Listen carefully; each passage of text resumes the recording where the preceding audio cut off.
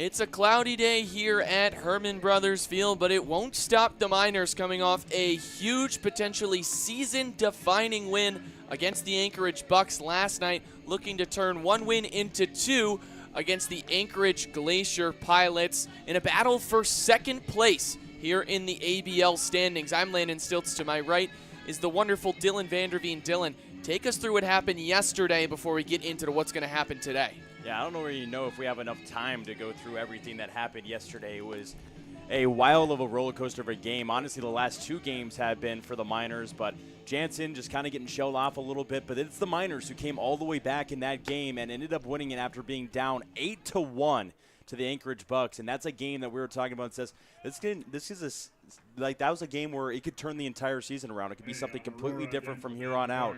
And it could be the Miners being that big team instead of the Bucks. Ever since that huge loss to Chugiak just a couple days ago, the atmosphere here at Herman Brothers Field has felt different around this team, and the Miners proved that yesterday with a 9-run top of the 6th inning en route to a win versus the Bucks. Connor Mundy's on the mound, Dylan Marks is in the box, and we are underway.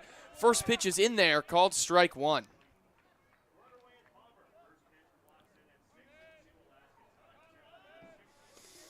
The shortstop is Dylan Marks. He's in the box. Connor Mundy is on the mound, like I said. That pitch misses just a little low and outside. 1-1's the count. Yeah, James McGee behind the dish today. Erickson taking a seat out of the lineup. You still got Geffrey there as the DH. Can't really take his bat out of this lineup right now.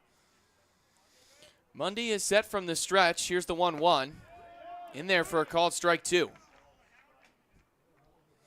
Marks is yet to take the bat off his shoulders as Mundy's in the driver's seat. No rain in the forecast, but here in Palmer, that doesn't mean much. Could rain at any moment. The 1-2 misses high. 2-2's the count. Coming today, the Miners are 5-4, and right behind them is the Glacier Pilots at 4-4. Glacier Pilots just got back from a trip up to Fairbanks where they took on the Gold Panners. 2-2. Hit in the air. Heading foul is Grout, and that ball's going to be out of play. We'll do the 2-2 once more. The Glacier Pilots took 2 of the 3 games against the Gold Panners. They also won the Midnight Sun game, which took place obviously on the summer solstice. They have full 24-hour sun. Mundy shakes off the first pitch, and he likes what he sees with the second. Marks awaits the 2-2. Here's the pitch. Fastball is high, and the count is now full to the leadoff man in Marks.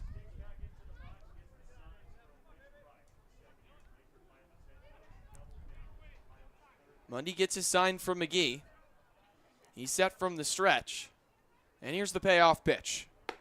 And it's high. Marks is going to take a leadoff walk after an early little battle, about 8 pitches.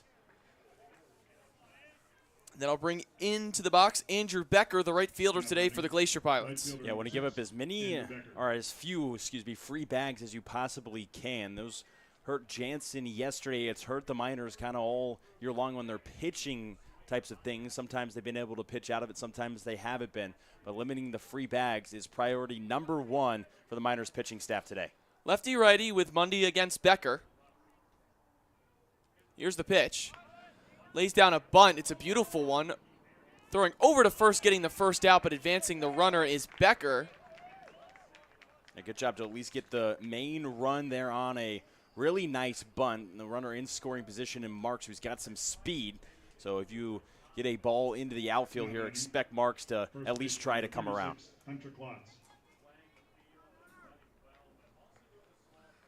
So bring up Hunter Clouts, playing first base today for the visiting Glacier Pilots. Early RBI chance. The Glacier Pilots last time against the Miners did score a run their first time up. Glacier Pilots have not been to Herman Brothers Field since the opening day of league play, in which the Miners One via the walk-off off the bat of Ridge Erickson, who, as Dylan mentioned, is not in the lineup today, getting an rest day with McGee behind the plate. And Carter Geffrey in the DH spot. It's a 1-0 count to Klotz. Here's the pitch from Mundy. That ball's hit out into right center field. Medlock is under it, and he makes the catch for the second out in the inning.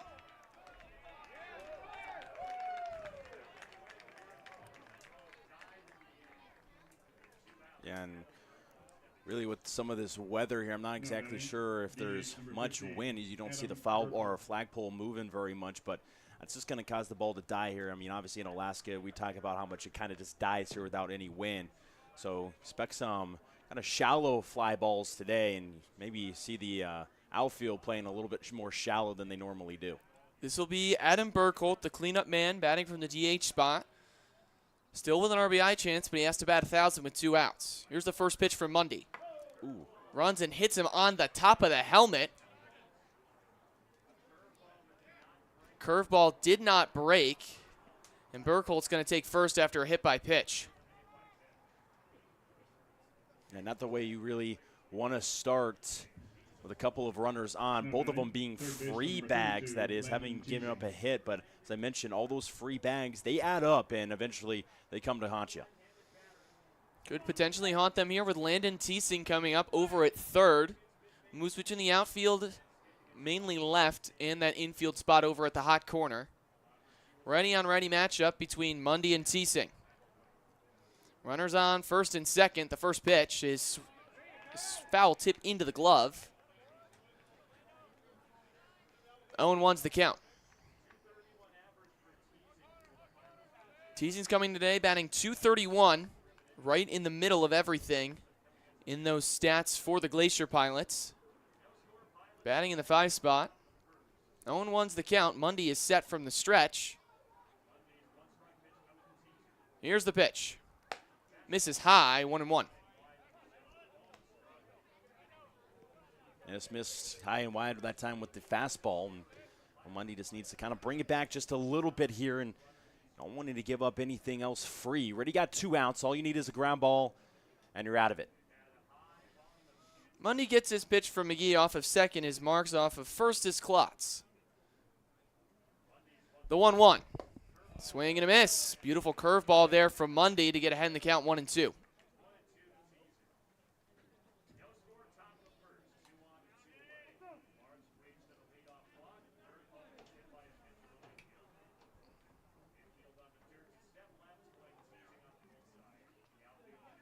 One, two out, 2 men on. Mundy's set. Here's the pitch. It's a breaking ball that just misses. A little high inside. McGee thought the inning was over. So did Mundy, and honestly, so did Teesing. Yeah, he said that landed on the inside, but I think even the batter thought that he was out on that. Teesing thought he went down looking, but he has himself another chance in the 2-2 count with 2 outs and 2 men on here in the top of the first. Here's the pitch.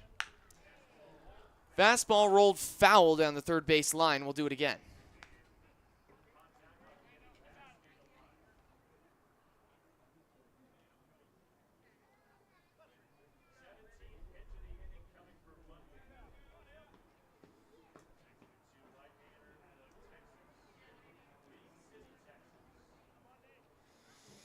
Mundy taking his time in the 2-2 count.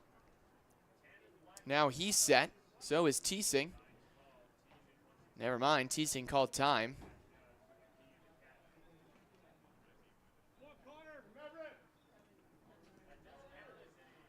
Teesing cleans off his boots, and he steps back into the box.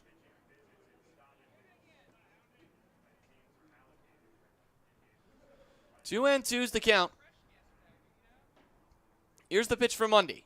Breaking ball, swing and a miss. Mundy gets Teesing swinging to end the inning and leave 2 runners stranded. No hits for the Pilots. We're heading to the bottom of the first inning. Don't go anywhere.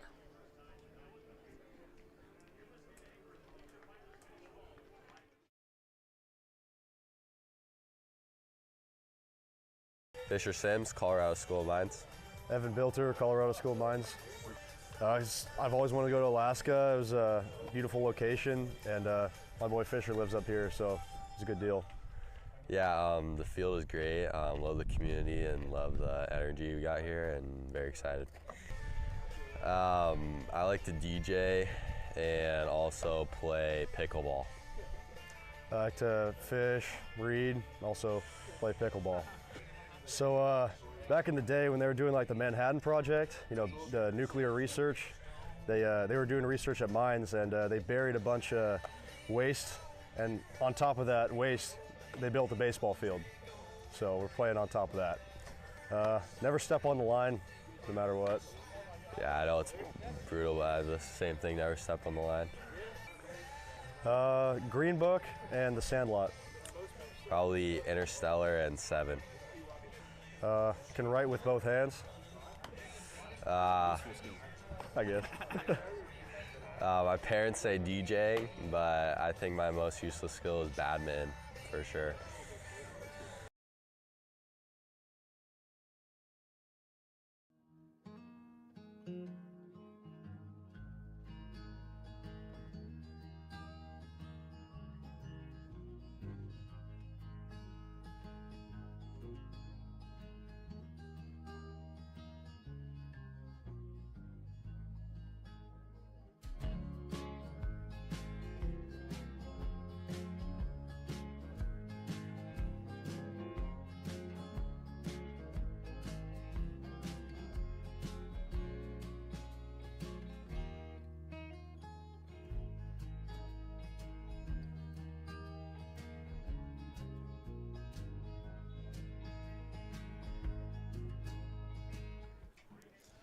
Welcome back into the broadcast. It'll be Cole Funkhauser leading things off for the Miners, and he hits that one out into right field. Heading back is the right fielder Becker, and he's under it for the first out of the inning.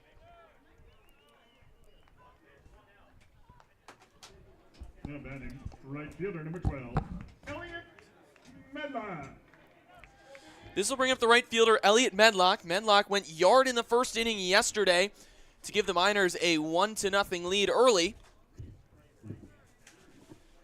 Was our Miners Player of the Week after his performance since last Monday. 2 home runs and a couple of about 9 RBIs. The first pitch he sees is outside. 1-0 is the count.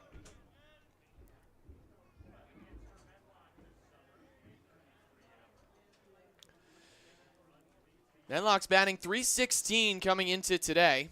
3 home runs, tied for the league lead. He's going to pop that one up into foul territory. Freeland gives it a look, but it's out of play. 1-1's the count.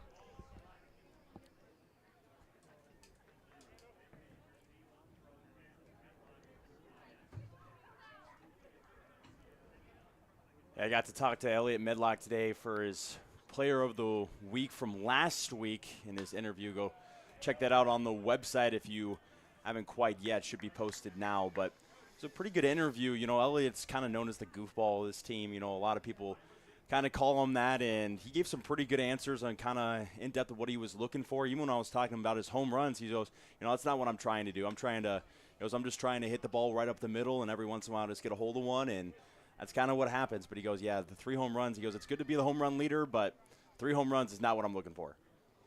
Medlock's in an even 2-2 count against the pitcher Palencia. Medlock hits that one on the ground, foul down the third base line. We'll do it again.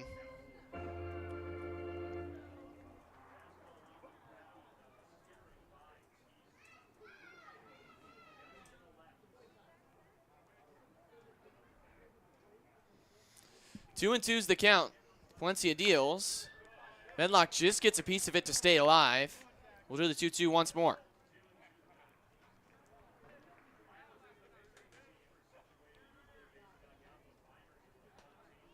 Sorry about all the drop frames and everything like that. Pretty much listening to this kind of like radio, but the service just doesn't seem to be picking up today. Palencia is set from the stretch. Here's the 2-2 once more. It's high on a fastball. 3-2's the count.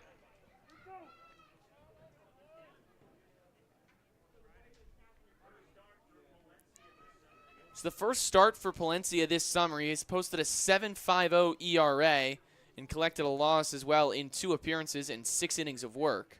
The 3-2 in there for a called strike 3 on the inside corner. Medlock goes down looking for the second out of the inning.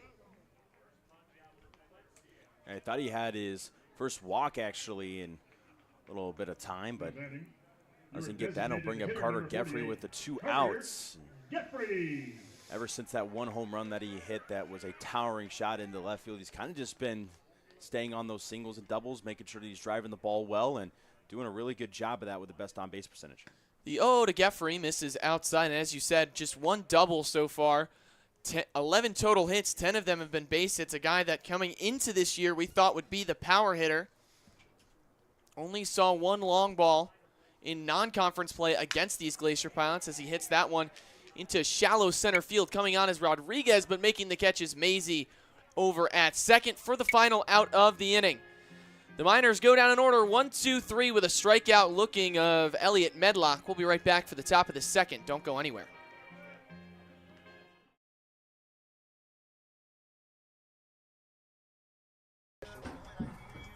Greg Pierantoni, Pomona pitcher. Colin Muskelly, Long Beach State. I'd heard good things about it and also wanted a different summer ball experience in Alaska. I got Moneyball and Saving Private Ryan, in no particular order. American Pie and the first Top Gun. A bear ran through my campsite at Yellowstone when I was camping. I got lost at Disneyland when I was little. Probably SpongeBob. Larry the Lobster. SpongeBob laugh. It's been a minute since I've watched it, so couldn't really do it for you. Come on.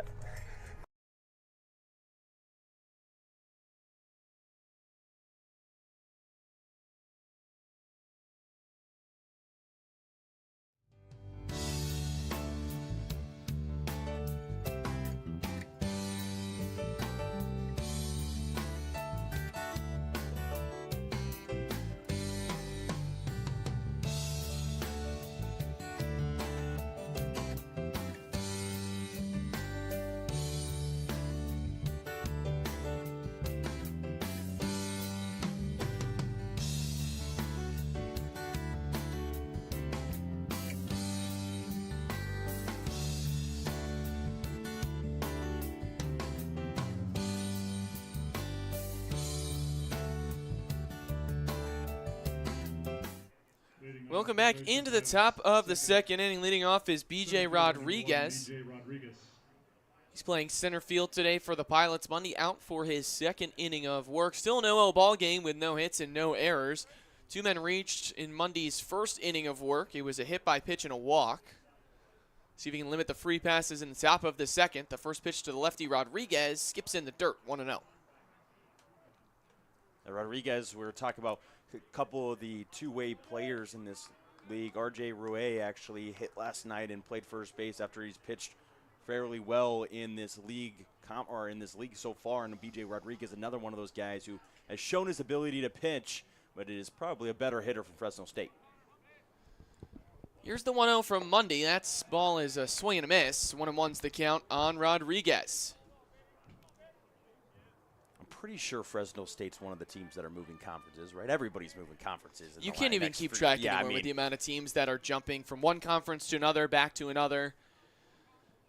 Here's the 1-1 to Rodriguez, high and outside. You know, the Mountain West pretty much lost nearly every team, and they got the same amount of teams back. It's this completely new conference. Pac-12 obviously gone. It's a new era of college sports, man. New era. Definitely one that will take some getting used to. Here's the 2-1 from Monday. In there, called strike 2, right at the top of the zone. When he just found the top corner of that zone on that pitch, was a really nice one to get back to 2-2.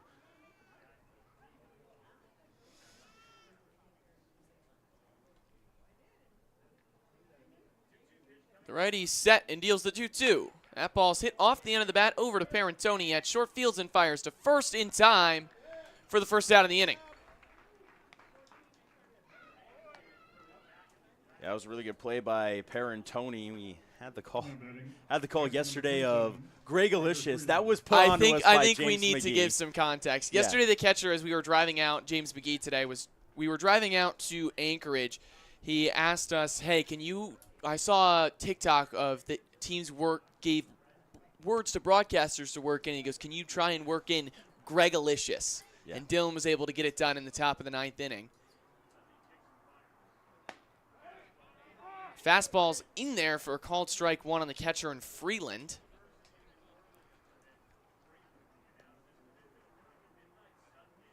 Yeah, Greg's not much of a talker, but I know his host family heard it at least. Send him a text message after the game of the Gregalicious call, and so at least some people heard it. The 0-1 catches the outside part of the plate. Quickly 0-2 now on Freeland. But Greg didn't think I was actually going to do that, but, you know, why not? Freeland coming into this AB batting .211, 4 hits in 19 at-bats. Trying to improve the average here, just 11 points above the Mendoza line. The 0-2 from Mundy.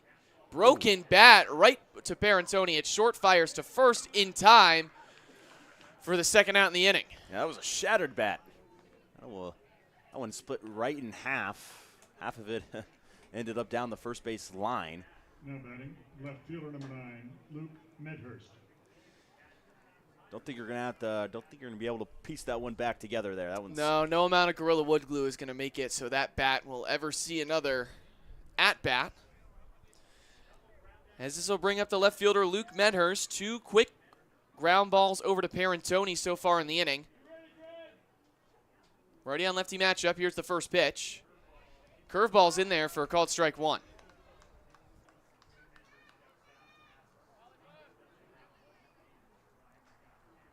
Glacier Pilots hitters have not been attacking Mundy early in counts. We've seen the right-hander start ahead a lot as that ball's through for a base hit. Parentoni couldn't quite get there. And that'll be the first hit of the game for Luke Medhurst. Now batting, second baseman number 4. and maybe just a little bit too good for Connor Mundy on that pitch on the 0-1 count. Just kind of left that one over the plate, ended up being delivered in left field. Might be the first pitch that Mundy's kind of missed so far today, but he's got 2 outs in this top of the second, not too worried. This will bring up the second baseman in Weston Maisie. The lefty's first pitch is fouled off, 0-1.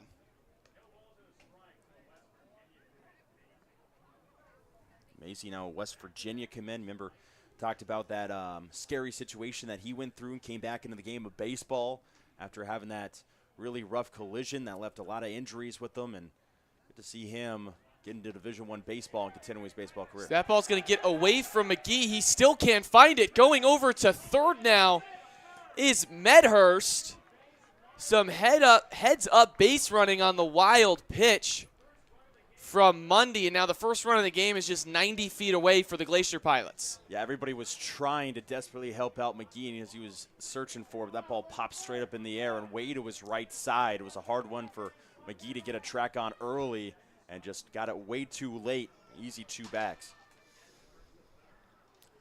1-1's the count on Maisie. Here's the pitch. That ball's hit well out into right field. Menlock ranging over into foul territory.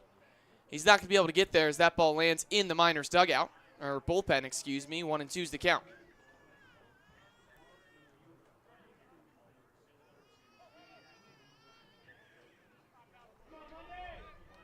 Yeah, there's kind of both sides of the bullpens as well. You see it here in Chudiak, they're on the field, but in Anchorage, they're off the field. So it's actually something that kind of can play around with, but pretty interesting to see. Mundy set for the 1-2. Here's the pitch. Swing and a miss, strike 3. Mundy gets another strikeout to end the inning, stranding the runner over at third in Medhurst, and we'll be right back for the bottom of the second inning. Don't go anywhere.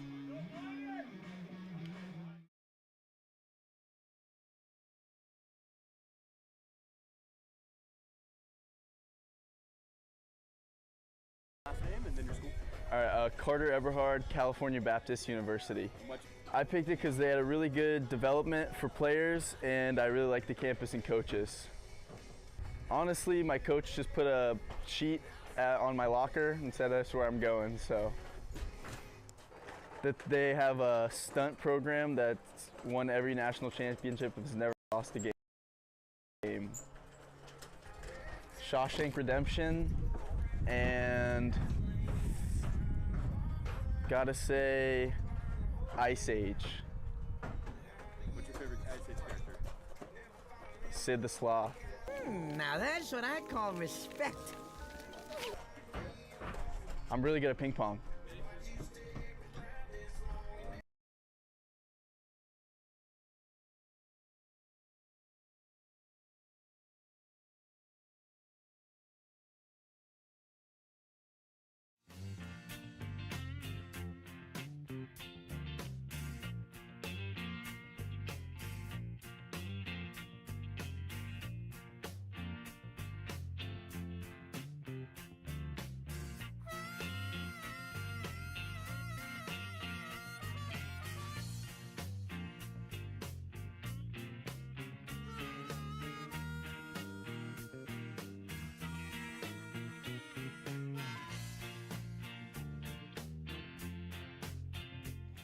Welcome back into the broadcast. Carson Grout, the third baseman today. Also the cleanup hitter for the Miners, is stepping up for his first hacks against Fernando Palencia. Big swing and a miss to start things off. 0-1's the count. Grout was the only Miner without a hit yesterday against the Anchorage Bucks. Reached twice on an error. That pitch is outside, 1-1 now, to the Iowa kid.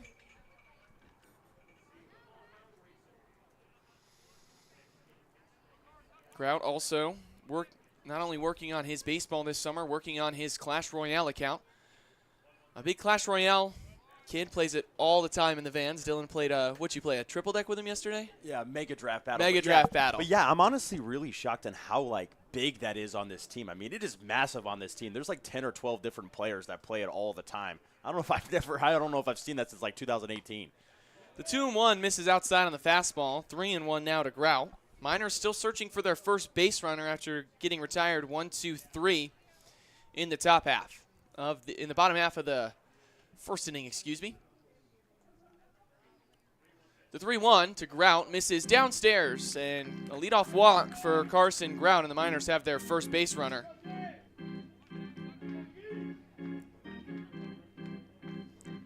This will bring up the catcher and James McGee out of Kennesaw State. Now batting for your Miners, your catcher number 28, James McGee. James McGee batting below that Mendoza line at 188. Only 16 plate at bats, however, for the catcher. Be ready on ready with Grout leading off of first. The first pitch from Palencia misses outside. Great job by Freeland to block that one over in the left-handed batter's box. 1-0's the count now to McGee. Nothing ball game with one hit to the Pilots and none to the Miners. McGee trying to change that here in a 1-0 count to Palencia. He's set from the stretch, deals home. Grout's taking off. The throw from Freeland is in time. Carson Grout's going to get caught stealing on a beautiful throw and tag from the Freeland-Marks pairing. That was a really nice play. The throw took him well off the bag, but he was able to get Grout before he slid in with those hands. It was a real nice recovery play on kind of a rogue throw. Well, the leadoff man has been erased. Here's the 2-0 pitch to McGee's, the little high chopper over to Maisie, and he's going to make the catch for the second out in the inning.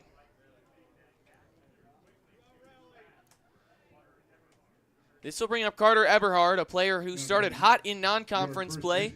6 hits, 4 of them doubles, but ever since the schedule flipped to the regular season, he's not been the same first baseman out of California Baptist, batting 152, only 5 hits in 33 plate appearances. That ball's hit right back up the middle, coming over is Maisie, and he can't make the grab. And Eberhard picks up the first base hit for the Miners, and they stay alive here with 2 outs.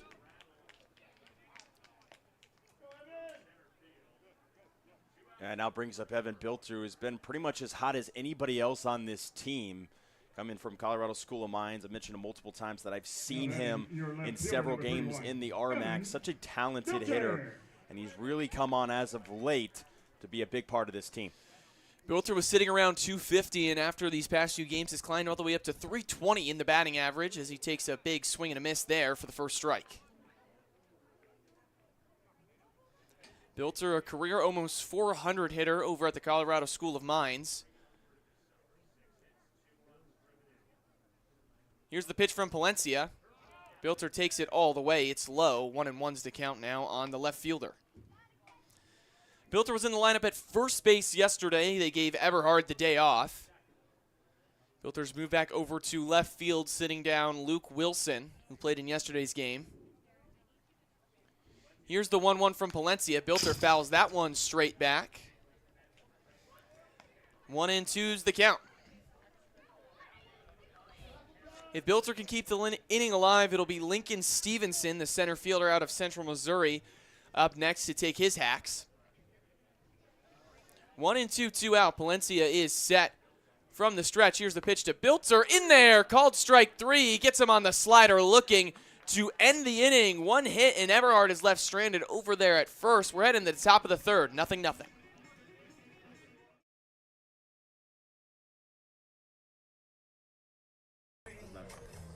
I'm Garrett Bauman. I'm in the transfer portal. Cole Marthel, Johnny, Sam Houston. I just heard, had a couple buddies play for Matsu last year, so I heard great things, great competition, so just looking forward to compete. Yeah, I mean, it sounded pretty cool. Seemed like a fun place to be, and I need somewhere to play to get seen by some schools. So Probably juggling. I can juggle, so say that's ride a pretty useless. unicycle. You ride a unicycle? Yeah. That's fire. Probably go with 7 and the Prestige. Perfect game in Lion King. Spots are hot. Spots are hot. If I pitch bad, I shave.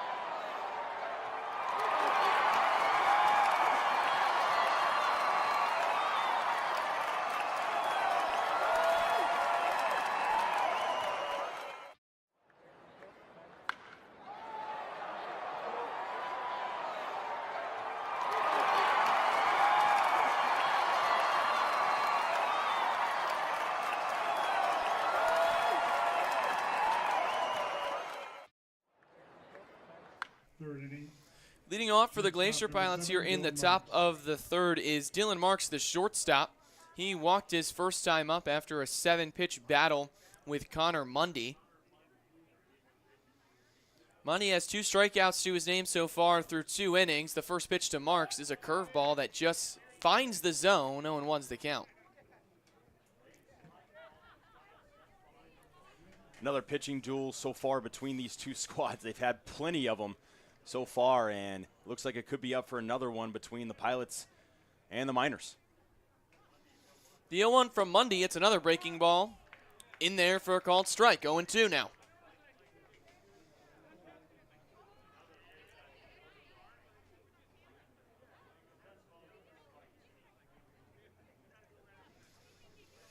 Mundy is set from the stretch. Marks is behind 0-2. Here's the pitch.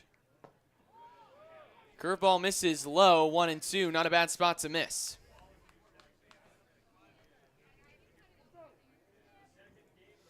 It'll be the top of the order here in the top of the third. Becker's on deck and Clouts is in the hole. Here comes the 1-2 from Mundy. Curveball in there, called strike 3. Mundy's third strikeout. Brilliant job by Mundy delivering another strikeout. And like I said, pitching duel, and he's got his breaking stuff working really well today. And that's a dangerous thing for these Glacier Pilots hitters if Connor Mundy is on. This will bring up Becker. Becker's 0 for 1. Fastball finds the zone.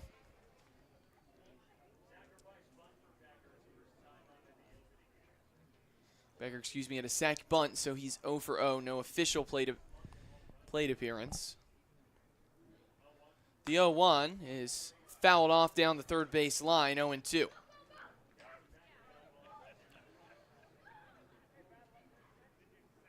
Mundy's been ahead of the first two batters in the inning. Marks, he had an 0-2, and now he has Becker in an 0-2. See him work the same result as he did Marks. The 0-2. This is high and outside. 1-2's the count. Not a bad place to miss on that 0-2 count. Really high cheese. You see that constantly. That or a breaking ball more in the dirt on the 0-2 count. Nothing too good. Mundy's going to go right at him with this pitch. Mundy is set from the stretch. Here's the 1-2. Checks his swing. Did he go? No, he did not. 2-2's the count.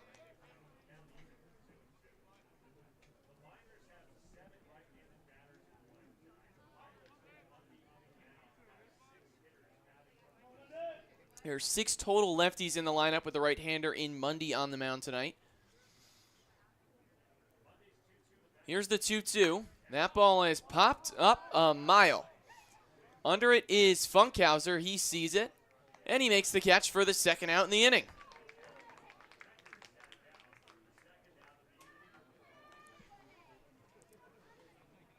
And this will bring up Hunter Clouts. He's 0 for 1 today. Now batting, first baseman number 36, Hunter Klotz.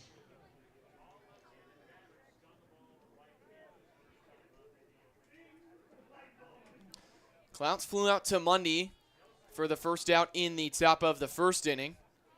Here's the 0-0, breaking ball in there for a called strike 1. Mundy's now started ahead of every batter this inning.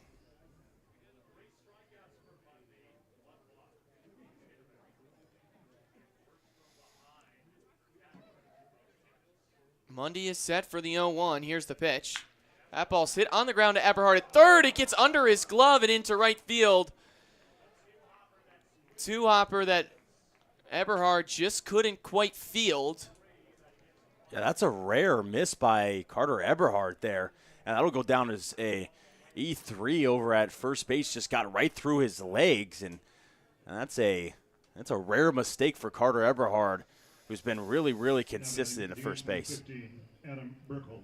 So the inning stays alive after the E3 from Carter Eberhard, and this will bring up Adam Burkhold. He was hit by a pitch his last time up, caught him right in the helmet.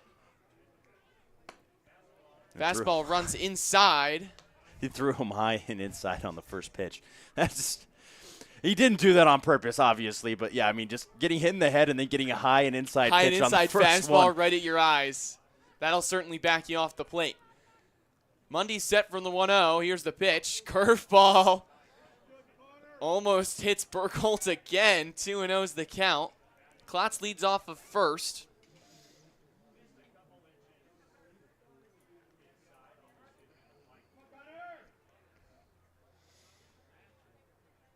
Mundy behind in the count, 2-0. Here's the pitch. That ball's hit down the line, but foul. 2-1's the count now on Burkholz.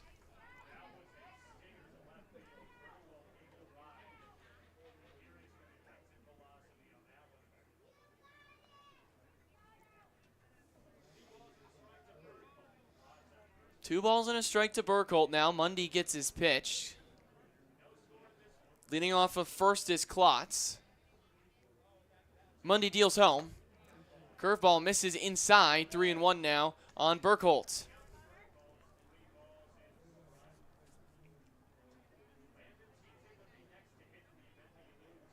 Yeah, teasing would be up next, too, and that's not really the hitter you want to hit with a couple of guys on. You go right at him here. Here's the 3-1. That ball is popped up sky high into foul territory. McGee's going to have to chase it, and it's going to hit right above us on the roof here in the press box to work the count full. I say right above us. I'm pretty sure that hit directly above us. Yeah. Jinx. Yeah, I guess I owe you a soda. We're going to go back to kids, yeah. Could you give me a Coca-Cola from the Snack Shack, please? No, okay. Yeah, you're right. Yeah, no. All right. That's fine. I'm not mad or anything. 3-2 with 2 outs. Burkholz set, and so is Mundy. Here's the pitch. That ball's hit into left field. Bilter ranging over is under it for the final out of the inning. Left stranded is another runner, and it is still a 0-0 ball game as we get set for the bottom of the third. Don't go anywhere.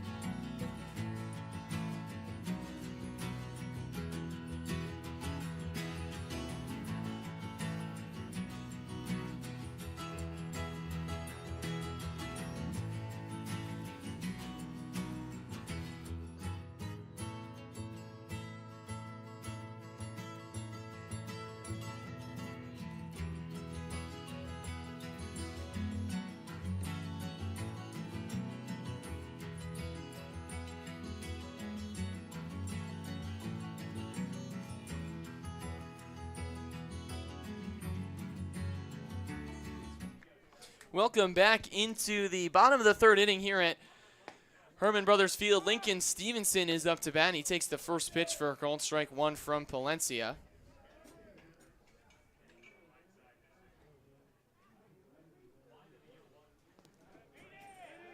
Did he go around? No, he did not. 1-1's the count now on Stevenson.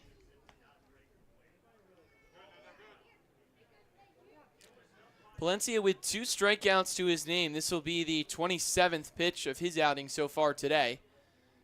Only giving up 1 hit. Here's the pitch. Stevenson takes it for a called strike 2.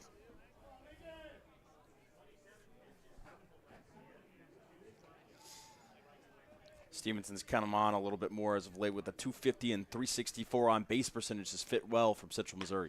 The 1-2, a slow chopper over to the shortstop marks. He fields and fires to first. Skips in there, but it's in time for the first down in the inning. Nice pick play over at first. Real nice job to kind of pick it up, and always like those. You had Bilter get one of those yesterday on that Greg Alicious play that bounced in there a couple of times, and then Bilter kind of picked it up, and it's not an easy thing to do, especially on short hops over at first base. And this brings up Mr. Greg Alicious himself, Greg Parentoni, the 9-hitter today for the Miners, playing over at the shortstop as he takes the first pitch for a strike.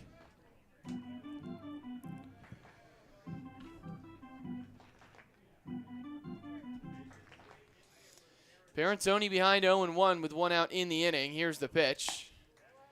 Fastball misses outside. It's an even 1-1 now on the Panoma Pitzer kid.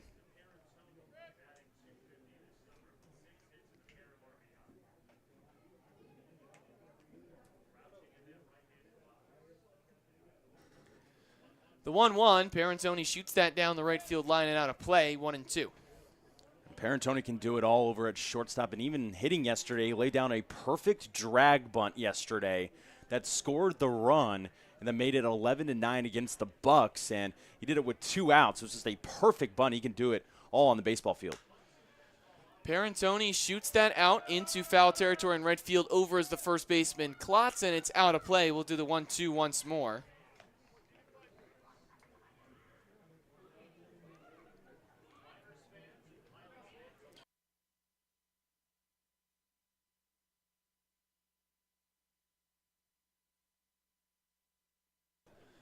The 1-2, Parentoni just gets a piece of it to stay alive. We'll do the 1-2 once more.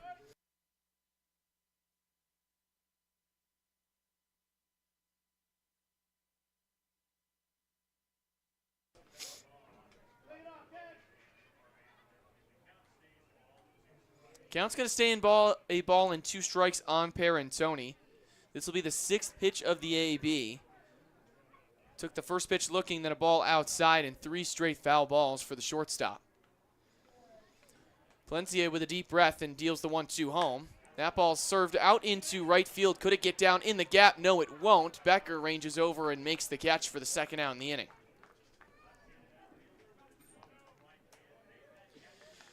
This will turn the lineup over for Cole Funkhauser, who went down on a first pitch swinging out to the right fielder in Becker. Number 1, Cole Funkhauser yesterday was the player of the game. Hit the go-ahead grand slam in the top of the 6th inning. And then also had a double to go 2 for 5 with 4 RBIs. The 0 from Palencia is a breaking ball that finds the zone. 0-1's the count. Again, to everyone watching at home, we apologize for the stream issues. The clouds and the weather here in Alaska is messing with our feed, as it's quickly 0-2 now on Funkhauser. We're trying everything we can to get it fixed. We will be on new Wi-Fi for hopefully the game tomorrow against the Eagle River Chinooks. That first pitch is scheduled for 6 p.m. We should be live at about 5:45. The 0-2 to Funkhauser. He just swings through it, and the ball's going to go all the way to the backstop. And Funkhauser's going to reach on a drop third strike.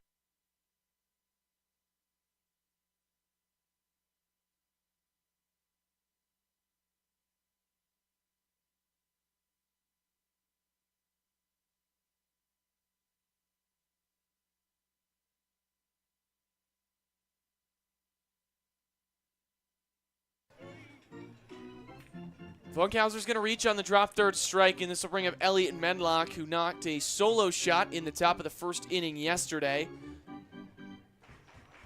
One of 3 home runs he hit in just this past week.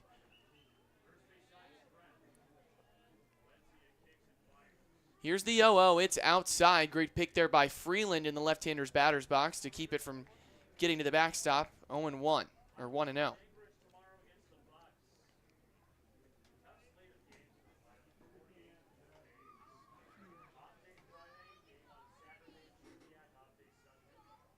Here's the 1-0 to Medlock. It's a fastball. He hits that in the air down the left field line. Over is Medhurst. And it's just going to be foul. Ripped it down the line, but just a few feet to the left of that foul pole out at the 322 mark, and it's 1-1 now on Medlock. Yeah, didn't miss it by too much to get home run number 4 of the year. It wasn't too far foul. Just hit off the wall on a one-hopper right next to the 322, about 4 feet off of the left field line. And, yeah, Medlock really in sync so far this season. Here's the 1-1 to Medlock. He just checks his swing but fouls it off. 1-2 now. He's going to have to reset himself here. Did not want to go at that pitch and end up kind of just check swing, try to hold himself back, but ended up making contact with the ball and just fouled it off on the check swing. Got to reset for the 1-2. 1-2's the count. Palencia is set from the stretch with Funkhauser leading off at first. He's going to take off. Medlock swings through it, as that'll end the inning. Miners strand another runner. It's still a 0-0 ball game. We'll be right back for the top of the 4th. Don't go anywhere.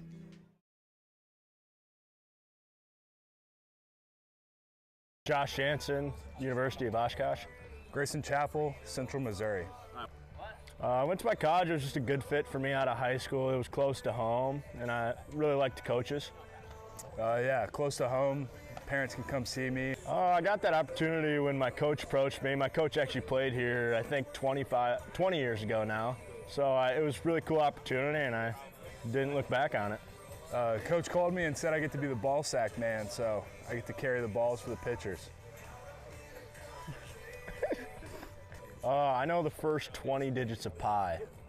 3.1415926535897932384626. He completely made that up, by the way. No, I didn't. Nope. You can look it up. He's right. He's right. Look it up. Oh, not really, no. I always have to be chewing gum. I think mine would have to be Squidward. I think I understand the life. He just wants a quiet life, not to be bothered, and I understand that. Get out of my house! I like Gary.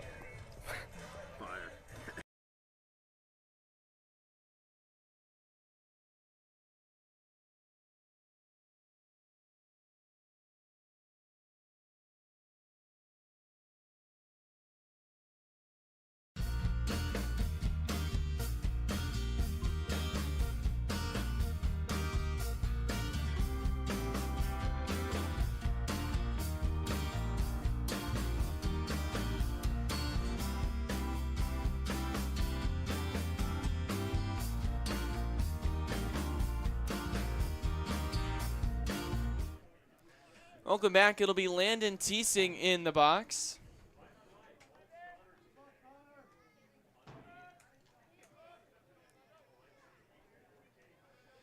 The first pitch to Teesing is a swing and a miss. 0-1's the count after a beautiful breaking ball there from Mundy on the inside part of the plate. Mundy now with 3 strikeouts. Just threw his 50th pitch. This will be 51. Here it is. That ball's hit on the ground over to Grout at 30. Fields it cleanly over to first in time for the first out in the inning. Just keeping you around the ABL as well. The Chidiac Evil Rigger Chinooks and the Anchorage Bucks are taking on over at Mulcahy Stadium. That game 2-0 in the bottom of the second. Anchorage Bucks leading the Chinooks right now. As this will bring up B.J. Rodriguez. Rodriguez is 0 for 1 today. One of the 6 lefties in the batting order for the Glacier Pilots against the righty in Mundy. Here's the pitch. Curveball that finds the zone, 0-1.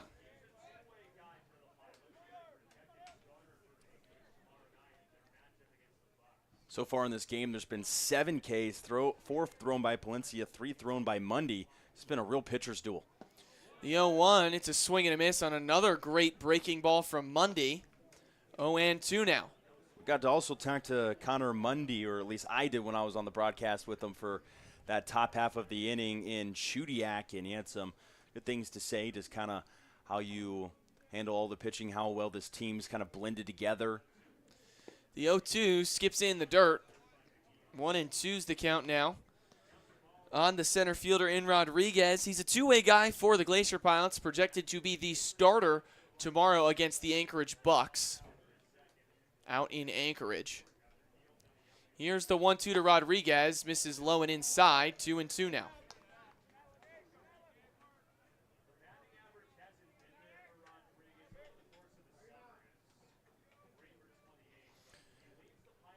Rodriguez is 3 for 28 now. Came in today with a 111 batting average. One of 5 qualified hitters under the Mendoza line for this Glacier Pilots team, as that ball is popped up and out of play, foul.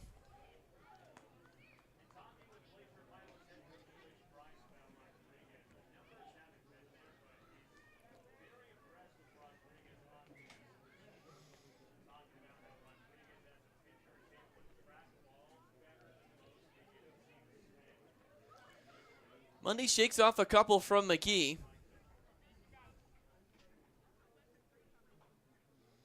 He's set for the 2-2. Here it is. Curveball misses outside, and it's a full count now on Rodriguez. This will be pitch number 7 in the AB. Still a 0-0 game. Each team with a hit. The Miners with an error. That came via Carter Eberhard in the top half of the 3rd inning. We're in the top of the 4th. Here's the payoff. That ball's fouled off. We'll do it again.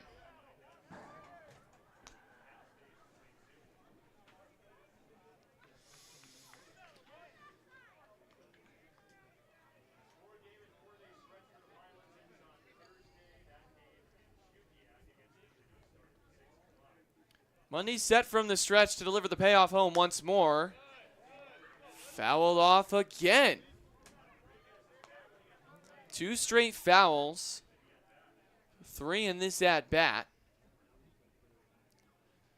Rodriguez started behind 0-2 on 2 straight swinging strikes on the curveball. Took 2 straight balls, fouled 1 off, and then took ball 3 high outside. And then 2 straight foul balls. Mundy set and deals home. And that misses high, and Rodriguez works a 9-pitch walk to get a 1-out base runner here for the Glacier Pilots. That was a really big AB, too, from Rodriguez to get that and not have him record an out, because just getting a little bit to the pitch count on Mundy, who's now at 60 total pitches in this game, and it's just 3 1/3 through. They're more than likely looking for him to get at least 5 today. Mundy getting up there in the pitch count. As this will bring up the lefty in Carter Freeland. Freeland is 0 for 1 on the day. The 0-0 from Mundy misses high. 1-0 is the count. Mundy struggling now a little bit with his command. His breaking ball was nothing but filthy throughout the second and third innings, but now struggling a little bit here in the top of the fourth. The 1-0 pitch to Freeland is hit through the middle for a base hit. Fielding it is Stevenson, and advancing to second is Rodriguez. He slips, but he's able to get back in safely at second after the throw from Stevenson.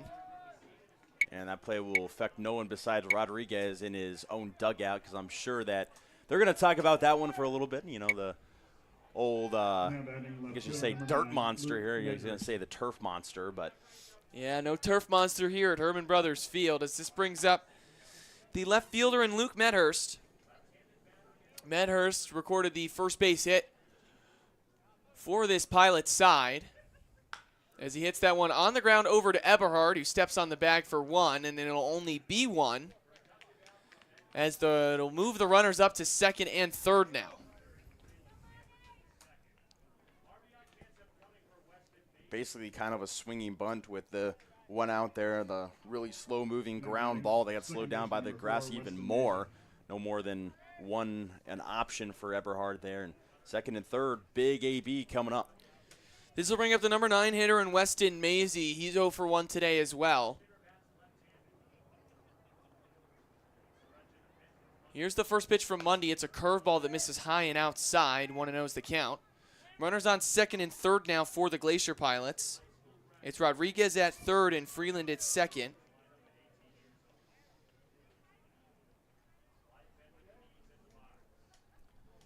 This will be pitch number 65. Here it is.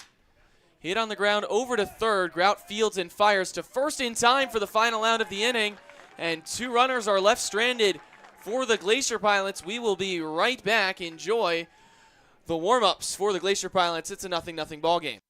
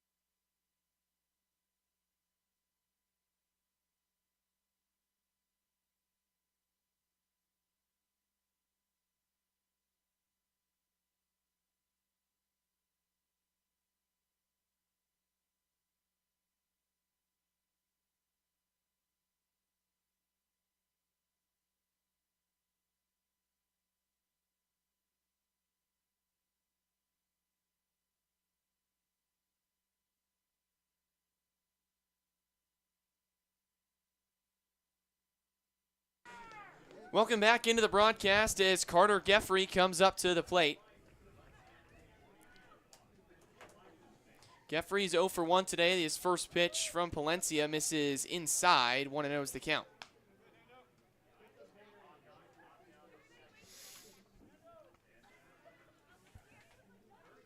Geffrey leads this team in batting average coming into today with a .364 as he takes that pitch for a strike. 1-1's the count.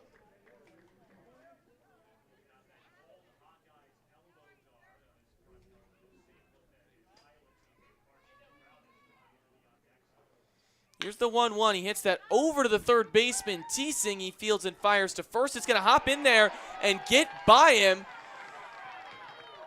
Geffrey's going to stroll into second on the errant throw from Teesing over at third. And the leadoff man is in scoring position for the Miners. Yeah, he almost did the hardest part. Completely right on a hot shot by Geffrey over to third. Fielded it cleanly. Just couldn't get over a clean throw. And lucky for the Miners, Geffrey ends up at second base with Carson Grout coming up.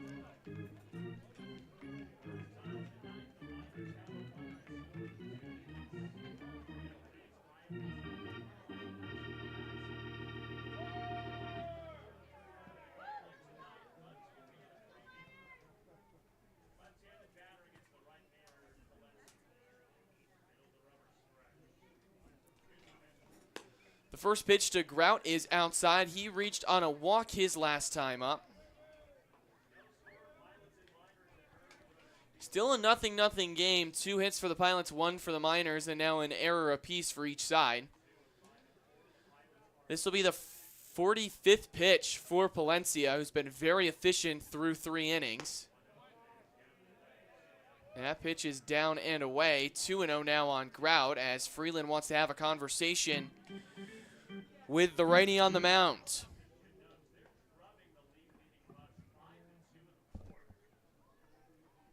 Hey, folks, thanks As for we're going to coming get out a tonight. score We're update from the other side down in Anchorage. Do appreciate you being The here, cheering on Eagle your River favorite Chinooks team. are leading the Bucks 5-2. We'll get the inning for you in just a moment. Yeah, in the top of the 4th. In the top of the 4th inning, that's something to keep an eye on, especially for both these Miners and Pilots teams, as this is the battle for second Come on place out right and now. enjoy some great Miners baseball. A win and a loss today for the Miners would put them just a game behind the Bucks. And if the Pilots win, they'll be a game and a half with a Bucks loss. It's a 2-0 count on Grout. Leading off of second is Geffrey. Here's the pitch from Palencia. Grout hits that one well out into right field. It's going to take Becker all the way back to the wall. He's going to have to play it off the wall. Cruising into second is Grout. Geffrey's going to have to stop at third. Didn't know if that ball was going to be caught. It's a double for Carson Grout, and the Miners are set up with second and third and nobody out in the inning. A great hit by Carson Grout. Just didn't hit it too much into right field to get it over the wall, but enough to at least get it to it and hop off of it. Now second and third with nobody out. It's the biggest opportunity so far of the game, and James McGee, not an everyday starter, but a very quality catcher, freshman at Kennesaw State University going into his sophomore year with a chance for a couple RBIs. This is a big spot for James McGee, as Dylan said, a chance for a couple of RBIs in a game where runs may come at a premium. As that first pitch bounces in the dirt, it was a curveball, 1-0. And a pitcher's duel so far, hits are even at 2 apiece now. Nobody out here still in the inning. The Miners did all of their damage in the top of the 6th yesterday against the Bucks with no outs. The 1-0 to McGee is a fastball that misses outside. 2-0 is the count. In the on-deck circle is Carter Eberhard, notched the first base hit of the game for the Miners his last time up. And then in the hole is the left fielder, Evan Bilter.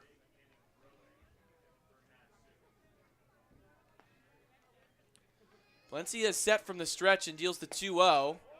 Just misses low on the fastball. 3-0 now on McGee.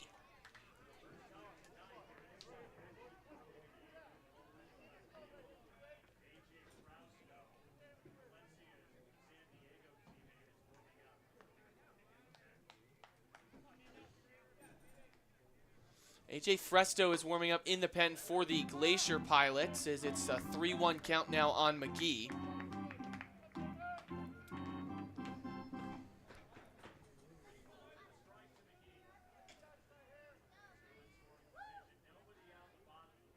Valencia gets his pitch from Freeland. It's a big one here, 3-1. He's set from the stretch, and here it is. Misses inside with the fastball, and its bases loaded with nobody out here for the Miners, and a big chance for Carter Eberhard, who's been looking to break through here in conference play. Eberhard, such a big part of this team. You kind of heard Connor Mundy talk about him on the broadcast in Chudiak when he hit his 3-run homer. He just hits the ball so hard. He's been seeing it really well, just kind of been at people a few times, and Eberhard looking to finally break through in a big moment. Here's the 0 pitch from Palencia. It's a breaking ball in there for a called strike 1. Eberhard just 152 so far in the year with a 200 on base percentage, but has the 273 slugging. He notched that 3-run home run against the Chinooks at Lee Jordan Field in the top of the 9th. The 0-1 is fouled off, 0-2. Good job to respond from Palencia after he walked that last batter to get the next one at 0-2. It's a good way to kind of reset yourself there and get back on the mound. 0-2's the count. Eberhard in a hole. Still with a chance to do damage with nobody out in the inning. Here's the 0-2. This is low and in the dirt. 1-2 now to the Miners' first baseman.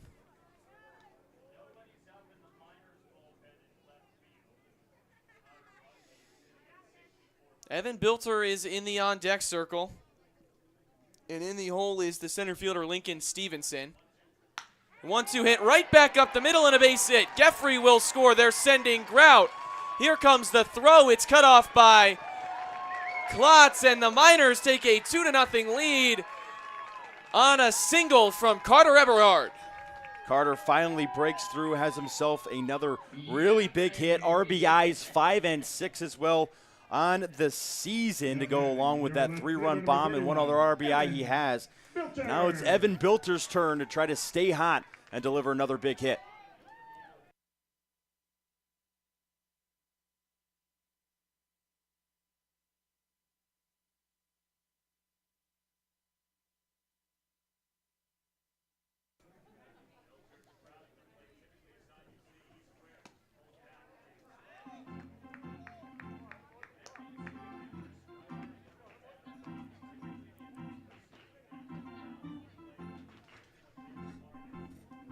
Bilter now so far in the season at .320 on the average with .346 on the on-base percentage. Right around the 800 mark on the OPS. He's heading the count 1-0. He shows the bunt. As they check back on McGee. He's in there safely at second. Nice back pick try, making sure they know that he's alert. Behind there is Freeland on a nice try. 1-1's the count here on Bilter.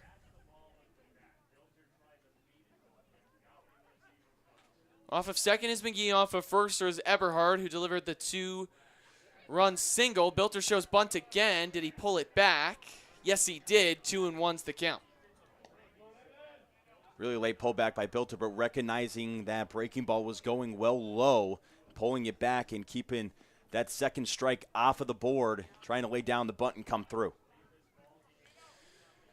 2-1's the count on Bilter.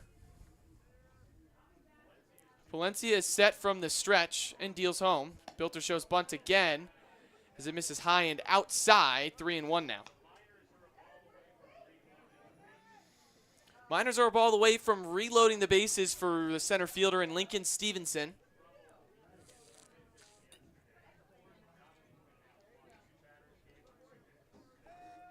Wonder if he'll still pull the bunt around on a 3-1 count.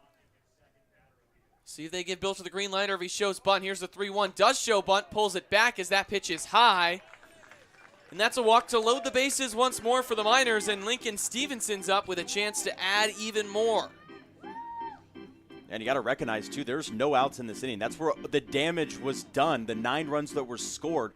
There was 9 runs scored in that Bucks game with no outs. And now Miners trying to do some more damage, still with nothing on the board in terms of outs, and Stevenson stepping in. Here's a conversation on the mound between the Glacier Pilots head coach and the pitcher Palencia as they have to face off against Stevenson. Head coach Tyler Brunn for the Miners is going to have a conversation with the Central Missouri center fielder as the meeting on the mound ends. We'll shout out to Coach Price as well. I'm a KU guy, so coach for the KU for a while over there, and haven't actually had the conversation yet with him that I'm from the University of Kansas, so I'm wondering if he knows that or not, or whatever. He probably doesn't. But yeah, I'm definitely gonna have a nice conversation with him. I'm sure hopefully he'll love to meet me. I don't know if he will or not. Maybe he won't. Here's Stevenson against Palencia. Stevenson is 0 for 1 today. It's a bases loaded situation, and the first pitch is inside to the righty center fielder. And there's some early action in the Pilots' pen, but you got to remember, this team plays a lot of games in a short period of time. They can't necessarily just go to their pen anytime someone's in trouble, and Valencia's going to have to probably pitch out of this. The 1-0 to Stevenson is fouled off, out of play on the right field side. 1-1's the count.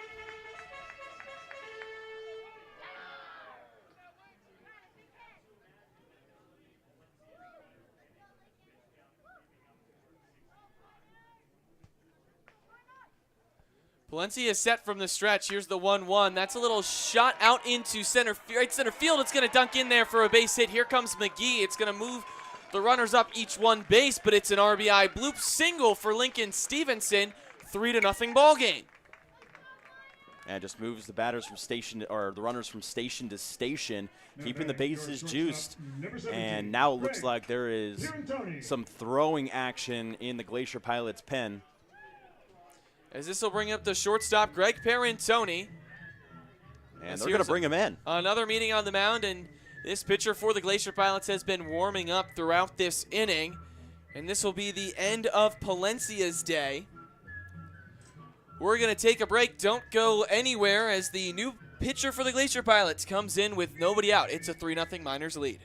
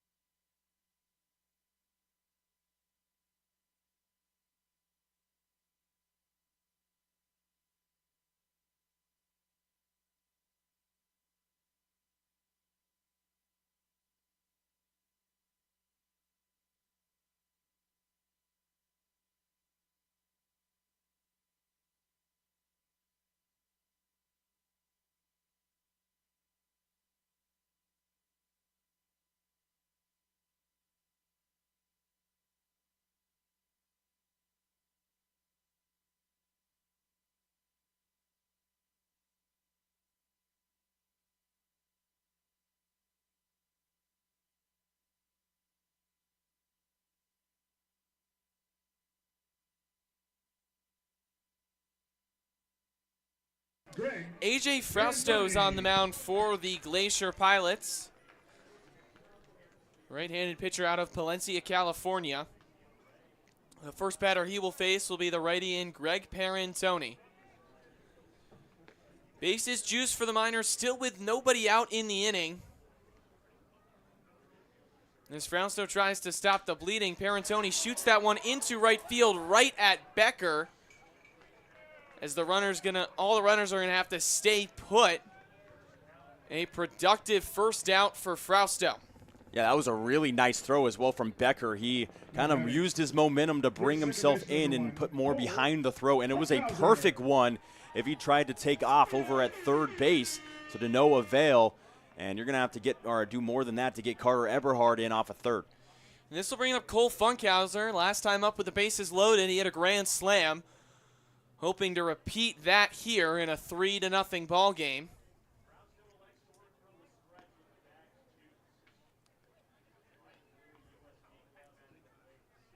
Frausto working from the stretch. The first pitch to Funkhauser misses outside. 1-0's the count. I will say one of the last times he was up with the bases juiced, went out into left field. That's all I'm going to say about Cole Funkhauser with his first extra base hit and a grand salami that happened to put the Miners over the Bucks 10-8 and close out that 9-run inning in the top of the 6th.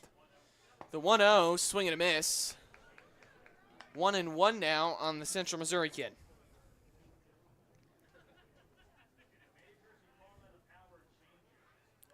Carter Geffrey started this inning off for the Miners, and he's in the hole right now with Elliot Medlock on deck with 1 out in the inning.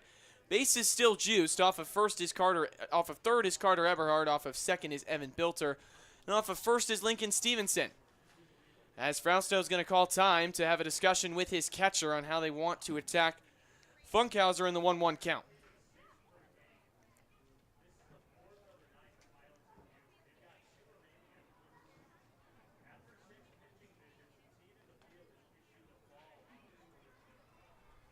Yeah, and this is going to be the 3rd pitching visit as well. You mentioned 6 total visits in the game before a team has issued a ball in this league in the rules. So, I mean, if they use more than 3 more, and this is the 3rd time they've been out to the mound, this time with the catcher. So, but that one visit where he pulled does not count. It has to be, you have 6 total without pulling, without making a move to the bullpen. That fastball is high and inside. 2-1's the count now on Funkhauser.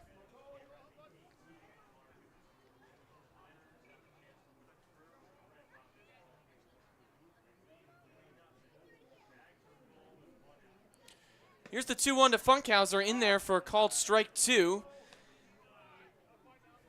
It's an even 2-2 on the second baseman with the bases loaded and just 1 out.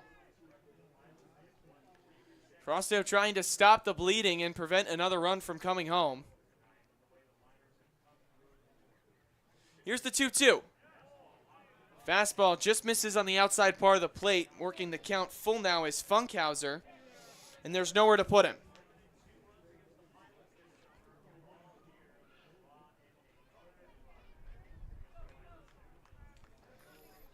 Frausto deals home in the 3-2. That ball's hit over to the second baseman, Maisie, on to first. In time, it's a double play to end the inning. Maisie to Marks to Clouts to finish things off, but the Miners plate 3 runs and take a 3-0 lead. We'll be right back for the top of the 5th.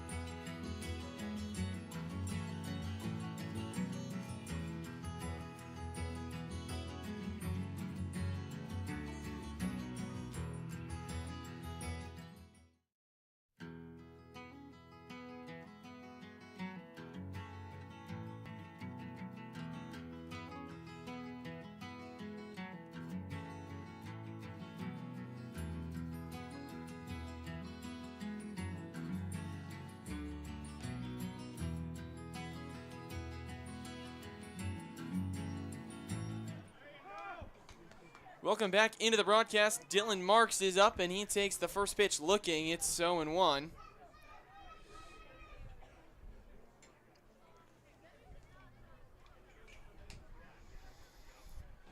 Marks is 0 for 1 today with a walk as he hits that one sky high. James McGee is under in foul territory, and he makes the catch for the first out in the inning.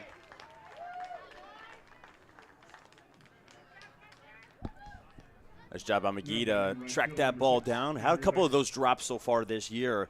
McGee does a nice job to track it. And Mundy's, remember, that's a big deal getting that early out as well. We talked about the pitch count that he was in, getting a really good first out. And now getting a quick second out is just as important. And this will bring up Andrew Becker. Mundy will be dealing him his 68th pitch of his outing. And here it is. It's a fastball that misses outside. 1-0 is the count. Miners still up, still 3-0 ball game with Miners have 4 hits, the Pilots 2, each side with an error apiece. The 1-0. Fastball's in there for a called strike 1. Keeping you in tune around the ABL as well. The Chudak Eagle River Chinooks still lead that game 5-2 over the Anchorage Bucks in the top of the 6th inning. Keep you in tune around the Alaska Baseball League. The 1-1 to Becker is hit sky high out into left field. Bilter is under it, and he makes the catch for the second out in the inning.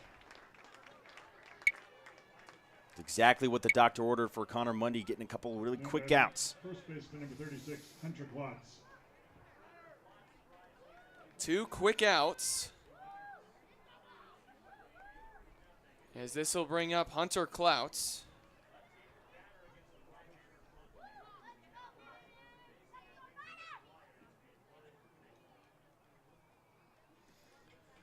The first pitch to Klotz misses low and inside.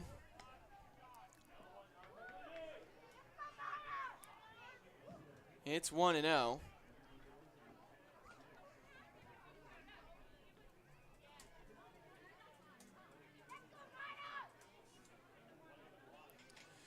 The one of the Klotz misses outside, 2-0.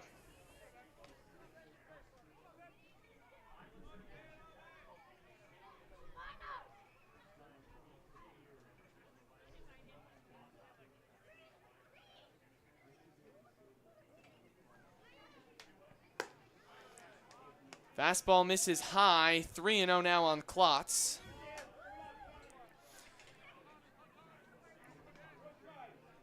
And Klotz here working with a chance for a 2-out walk.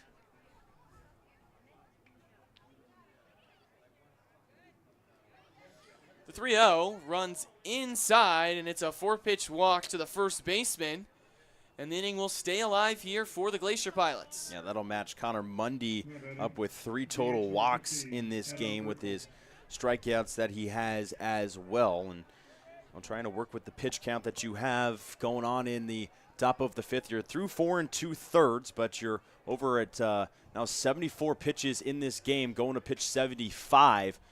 Probably need to close this out in the next few pitches. It'll be Mundy versus Bergholt. His first pitch runs inside.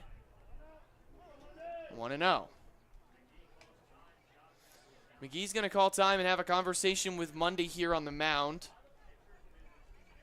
Mundy's allowed 6 total base runners in this game, a hit by a pitch, couple of hits, and 3 walks now. It's really been just kind of free bags given up from Mundy today. 46 strikes in his 75 pitches of action so far.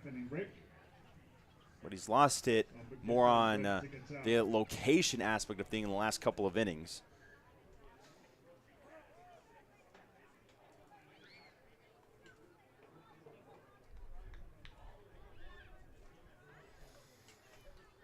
Here's the 1-0. Breaking ball finds the zone, 1-1.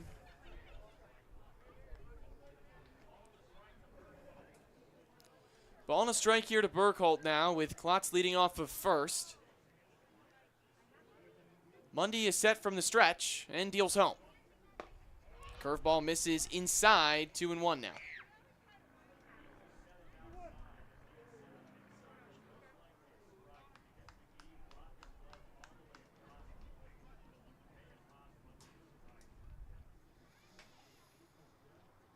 Here's the 2-1. That ball's popped up and out of play. 2-2 is the count now. We're in the top of the 5th inning. Leading off of first is Clouts.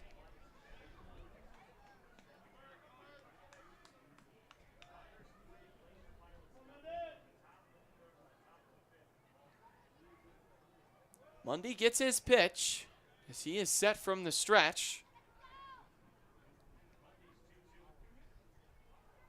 And here's the 2-2. Fastball misses just on the outside part of the plate. It's a full count now on the DH for the Glacier Pilots.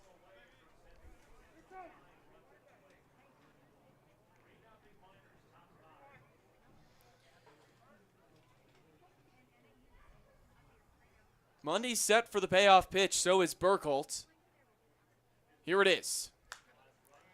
Fouled away, we'll do it again.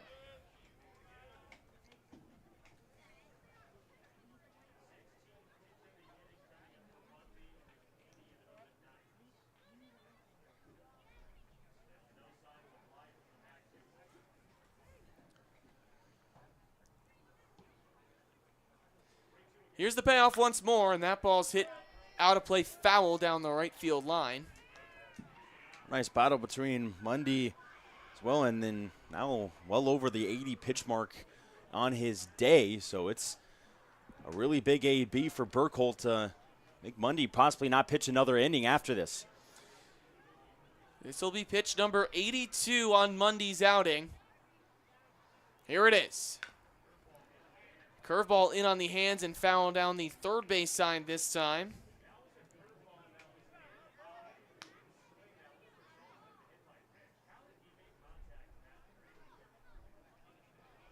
This will be the 9th pitch of the AB between Burkholt and Mundy. Clouts will go on the pitch with 2 outs in a full count here in the top of the 5th inning. Mundy is set. Here's the pitch. Swing and a miss. Strike 3. Mundy gets strikeout number 4 to end the top of the 5th inning, and is in what could potentially be the last batter he faces. It's still a 3-0 ball game. We'll be right back for the bottom of the 5th inning. Folks, as promised, red ticket drawing.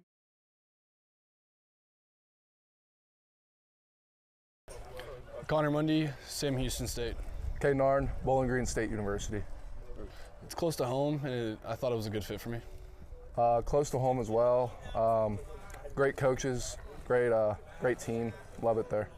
Coach had a connection, and I had some teammates last year that came up here. They developed really well. I thought it'd be a good chance for me to develop as well. A teammate of mine my freshman year went here, and he showed me some pictures, and thought it was really cool, and I wanted to experience it. Put on weight, first of all. Meet new friends and go win some ball games. I'd say meet new people, develop as a baseball player, and just see some different wildlife I'm not used to. Either you want to see a bear? Do I want to see a bear? I would love to see a bear. Same here. I'd love to see a bear. Especially a moose. Saw a baby moose yesterday. Did you? Yeah. I would say Major League. Vaughn into the windup in his first offering. Just a bit outside. He tried the corner and missed. And Fast and Furious 5. I'll go with Sandlot and the Benchwarmers. I caught it. You're out. But I ticked it. It hit the bat. You're still out. You're still back. Don't touch the white line. Welcome back for the bottom of the 5th inning. Elliot Medlock is up to bat.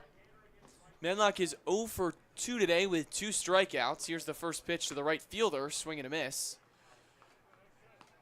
0-1. Frosto out for another inning of work. Came on in relief of Palencia with no outs in the bottom of the 4th inning. Quick delivery. Medlock swings at the high cheese. 0-2. That was a pretty interesting delivery there. Kind of just like worked from his full work really quickly and then went slow after that on his delivery. Frosto doing a lot to try and mess with the timing of Medlock here in the bottom of the 5th, as he just gets a piece of that one to stay alive. Still 0-2. Well, it does a really nice job of those breaking balls, just kind of like fighting off a lot of those pitches and getting to something better. He's fought from a lot of 0-2, 1-2 counts into more of favorable counts and gotten a positive result several times this summer. The 0-2 to Medlock misses outside. 1-2's the count.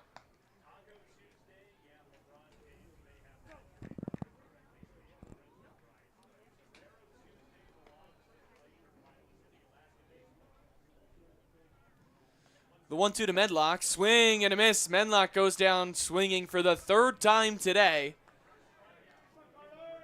As this will bring up Carter Geffrey, who reached on an E5 his last time up and came around to score on the Carter Eberhard single. Your designated hitter, number 48, Carter. That's Frasto's first KO of the day, 5th one against the Matsu Miners when they had 19 total Ks not too long ago in the I believe it was a 3-1 win over the Glacier Pilots in that game. Geffrey swings through the first pitch from Frosto.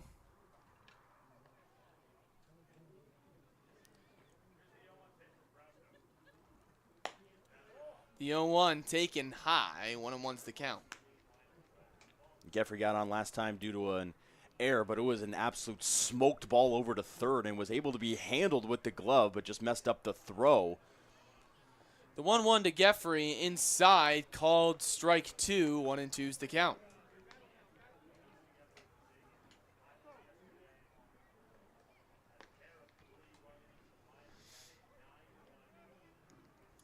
Frosto works quickly. Curveball misses inside. 2-2. Not really sure if Freeland agreed necessarily with that pitch behind the dish of it landing. Didn't kind of shook his head just a little bit when he didn't get the call. Framed it pretty beautifully. The 2-2. Geffrey hits that one right back up the middle, and a diving grab by Rodriguez for the second out of the inning. That ball looked like it had some weird movement to it as it was dying down, possibly some spin on it, but as Rodriguez looked like he was kind of just right under it and then ended up having to take a dive as it was just kind of sinking down on him. As this will bring up Carson Grout with 2 outs here in the inning. Grout is 1 for 1 with a walk and a double as he swings through the first pitch. He's one of 2 guys still batting 1,000 for this Miners team. Eberhard 2 for 2 in this game.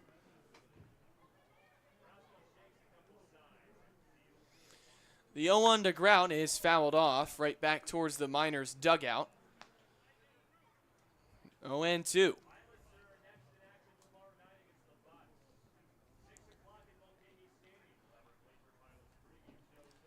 Chugiak Eagle River Chinooks come back up to Palmer, Alaska tomorrow. First pitch is scheduled for 6 p.m. as that ball is in the dirt. 1-2 now to Grout.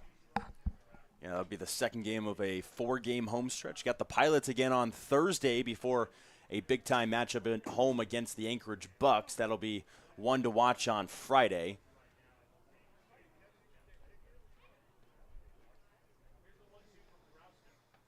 Here's the 1-2 from Frosto. Grout hits that one off of the end of his bat into left center field. Over is, and he can't make the catch. It's off the wall. It's going to be another double for Grout. That ball bounced off the middle of the wall out there in left center field. Medhurst had to play it off of it. And Grout, who is the only Miner without a base hit yesterday against the Bucks, has 2 extra base hits today against the Glacier Pilots. Yeah, it just shows you how balanced this team is. Everybody with at least 1 hit yesterday. The only batter with not one, but he's 2 for 2 with 2 extra base hits today. It shows you how clean this team is and how balanced they are at the offensive side. This will bring up James McGee. First pitch he sees is a fastball in there for a called strike 1. McGee got on last time to bring up Eberhard, who connected with a big-time hit. Miners are 3 for 5 today so far with runners in scoring position. As here's the 0-1 from Frosto. McGee pops that one up in the infield. Under it is the third baseman, Teesing, right on the foul line, and he makes the catch for the final out of the inning. A double from Carson Grout doesn't mean much as he's left stranded. It's still a 3-0 ball game. We'll be right back for the top of the 6th. Don't go anywhere.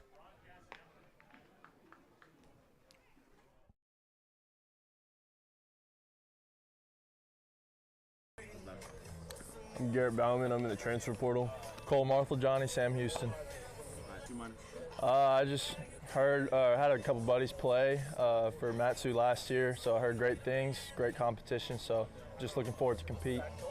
Yeah, I mean, it sounded pretty cool. Seemed like a fun place to be, and I need somewhere to play to get seen by some schools, so. Probably juggling. I can juggle, so say that's Ride a pretty useless. unicycle. You say ride a unicycle? Yeah. That's fire. Probably go with 7 and the Prestige. Perfect game in Lion King. Spots are hot. Spots are hot. If I pitch bad, I shave.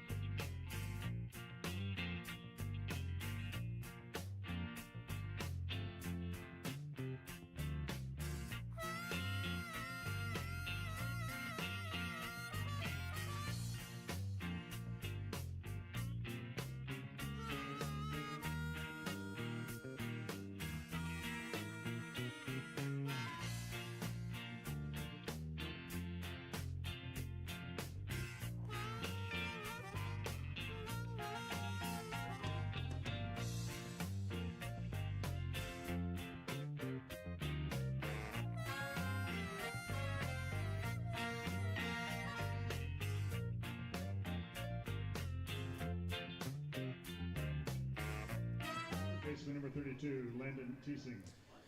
Welcome back for the top of the 6th inning. Landon Teesing is in the box against Connor Mundy as he's out there for his 6th inning of work, and he's heading the count 0-1.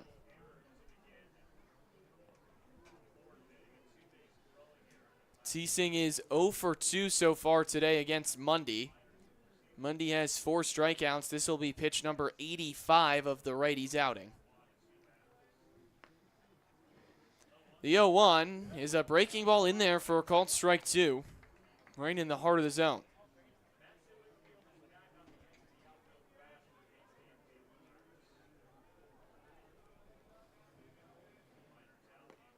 Mundy trying to work through his 6th inning of work here. The 0-2 to Teesing, swing and a miss, strikeout number 5 on the day for Connor Mundy.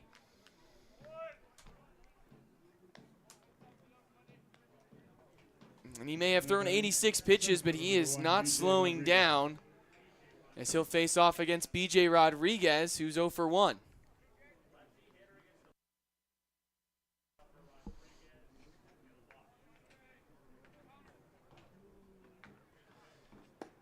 Check swing, did he go? No, he did not. 1-0's the count on Rodriguez.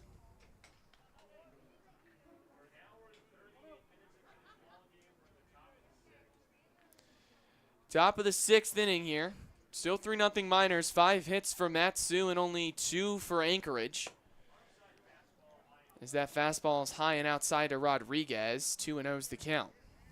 Still looking around the ABL as well. Eagle River Chinook still leading the game 5-2 right now in the top of the 7th inning over in Anchorage. The 2-0 runs inside on Rodriguez. It's quickly 3-0 now.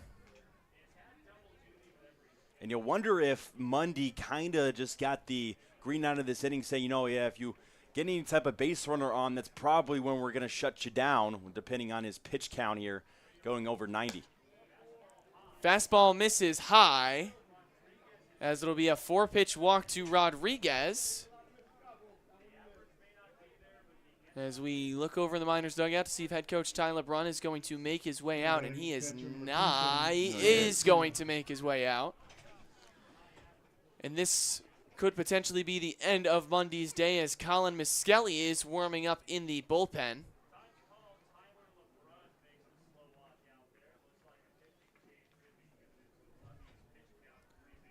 Doesn't look like he's necessarily pointing to his pen yet. He has not made the motion, but he does. He takes the ball from Connor Mundy, and his day is done. Got through 5 1/3 scoreless innings. Rodriguez on first is his as Colin Miskelly's coming in. We will be right back. Don't go anywhere.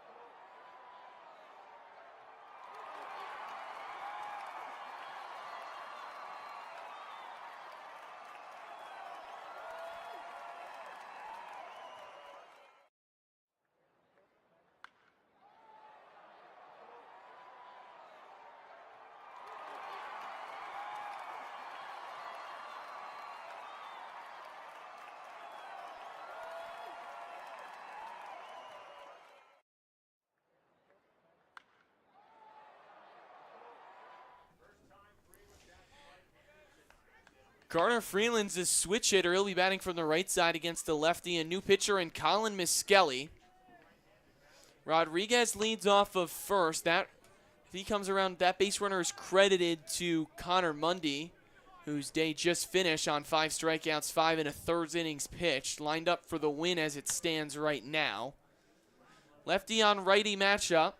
Miskelly, one of the 2 lefties in the Miners pitching arsenal as Freeland swings through the first pitch, 0-1. Miskelly hails from Long Beach State. He's pitched 2 2/3 worth of innings, walked a couple of batters with 4 strikeouts, but has not had a run come across him yet in his 2 appearances. Miskelly from the stretch. Misses does not miss. It's in there for a called strike 2. Man, Miskelly almost even fooled you on that pitch with that much tail. He did fool me on that pitch. I thought that ball missed a little inside on Freeland, but the catcher's quickly behind 0-2. Miskelly shakes off the first offering and likes what he sees for the second from McGee. The 0-2 coming. Here it is. Check swing foul ball over into the Miners dugout. We'll do the 0-2 once more.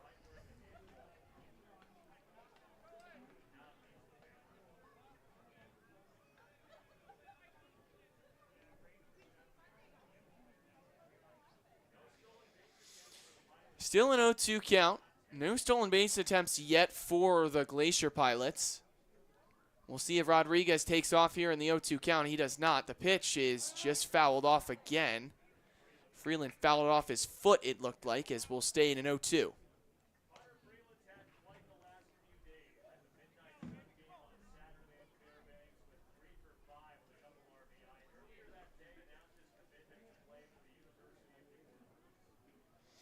Freeland recently announced his commitment out of the transfer portal to the University of New Orleans.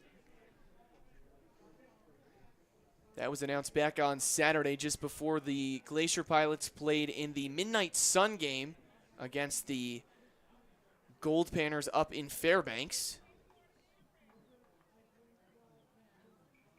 Here's the 0-2. That ball is hit down the line and right and foul out of play. 3 straight foul balls from Freeland as Miskelly is in an early battle against the first batter he'll face.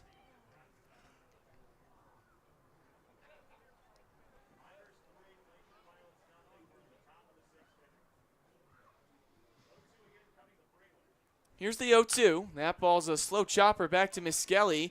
He's going to take the out at first. Thought about throwing to second to get Rodriguez, but didn't have time. But he takes the out at first. Yeah, good job to recognize by calling Miskelly to recognize second base was not the option, going to first to get at least 1 out and have 2 outs in the inning, recognizing, still got 2 outs in the runner in scoring position, but this batter's got to hit 1,000 or maybe get on via air. But as this brings up Luke Medhurst.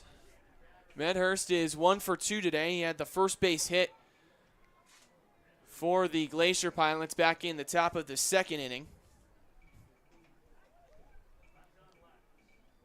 One of 2 hits that Mundy gave up as he swings through the first pitch. It's quickly 0-1.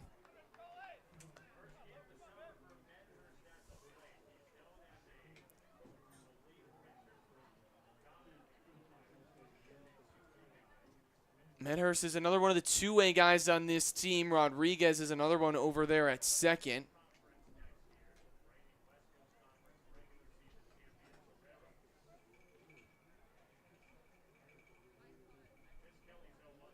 The 0-1 is fouled straight back. Quickly 0-2 now on the left fielder today for the Glacier Pilots.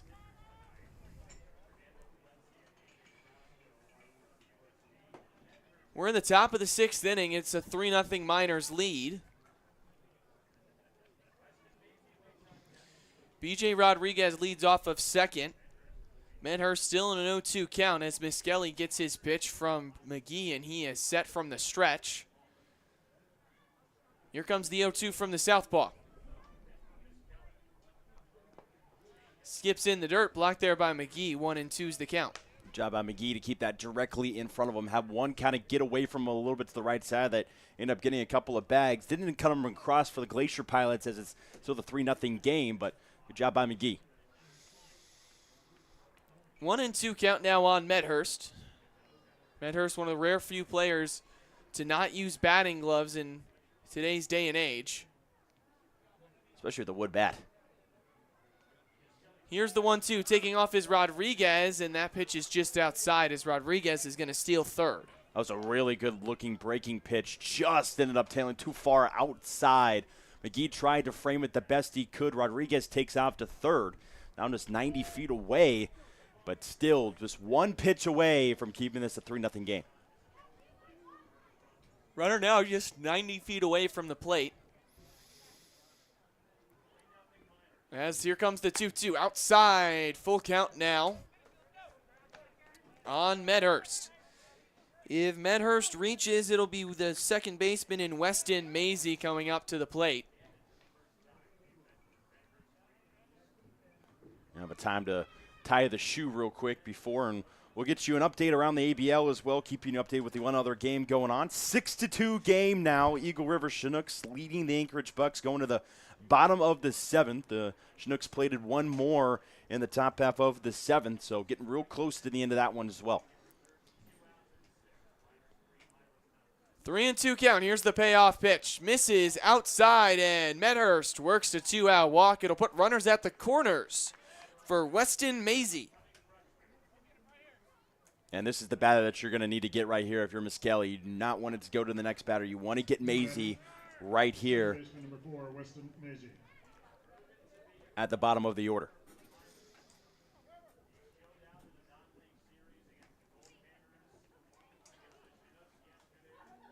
Righty on lefty matchup between Maisie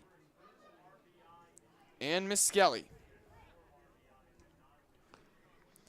Maisie trying to plate a run for the Glacier Pilots in a 3-0 ball game. Here's the first pitch from Miskelly, swing and a miss. And looking for his first RBI of the season as well for the Glacier Pilots. Had a couple of non-conference RBIs against the Gold Panners. Still searching for his first in-conference run batted in, and he has a chance with Rodriguez off of third as he fouls that one straight back to the fence. 0-2's the count. Miskelly one strike away once more from getting out of the inning.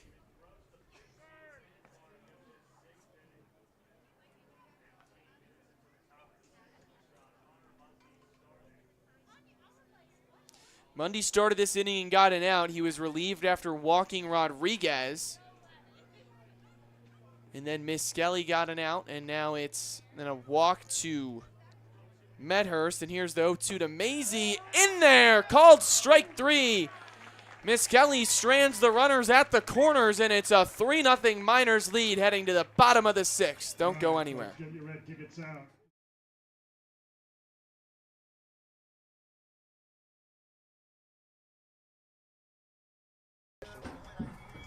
Greg Pirantoni, Pomona pitcher. Colin Miskelly, Long Beach State.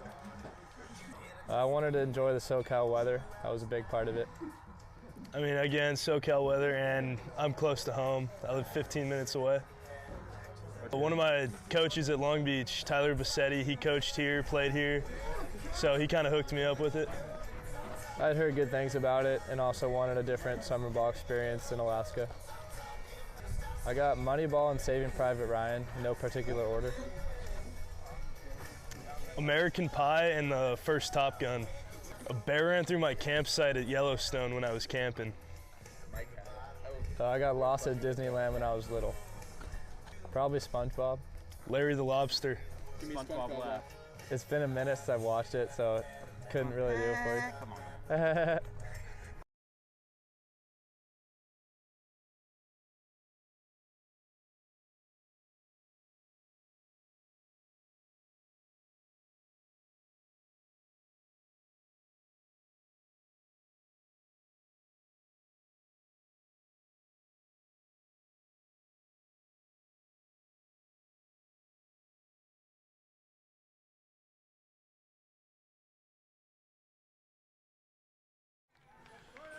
Welcome back for the bottom of the 6th inning. Carter Eberhard is up. He's 2 for 2 today.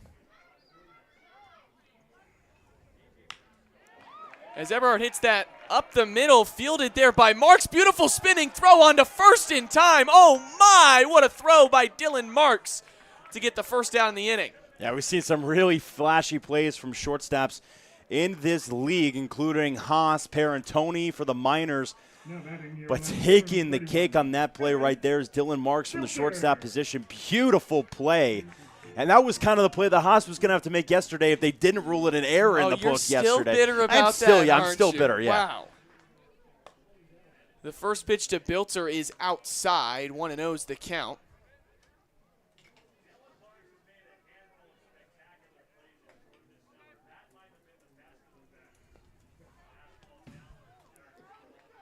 Fastball runs all the way to the backstop. 2-0 now on Biltzer. He's 0 for 1 today with a walk.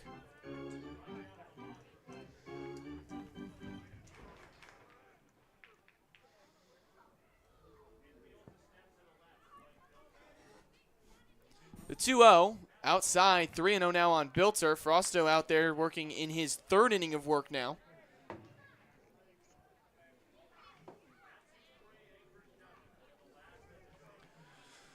Three 3-0 Miners, still 5 hits.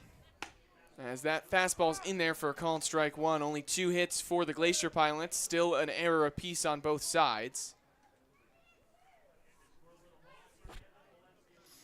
The 3-1, Biltzer hits that one out of play foul over in right field. It's a full count. In the on-deck circle is Lincoln Stevenson.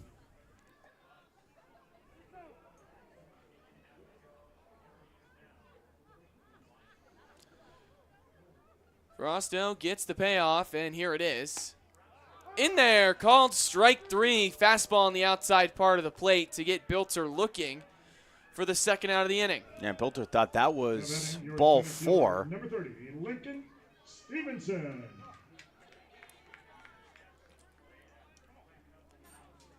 As this will bring up Lincoln Stevenson. With 2 outs, Stevenson is 1 for 2 with an RBI. First pitch he sees is in there for a called strike 1. He had an RBI in that bottom of the 4th inning. As he hits that one off the end of his bat into right field, and it's just going to land foul. Quickly 0-2. He had that RBI base hit that scored James McGee for the 3rd run of that inning. As I said, he's really came along as of late. Remember, got here a little bit later, didn't play in a lot of those exhibition games with Central Missouri in the national title. The 0-2 hit on the ground to Marks at short. He fielded on the quick hop over to first in time for a 1-2-3 inning for Frosto, and we'll be right back for the top of the 7th. Don't go anywhere.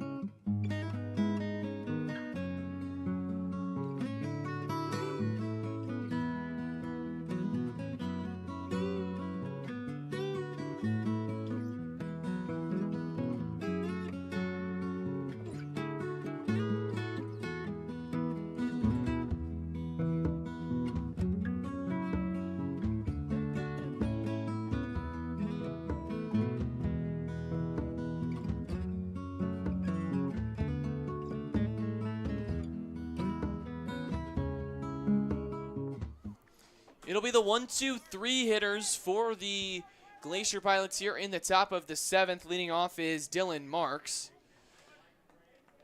Colin Miskelly is still in.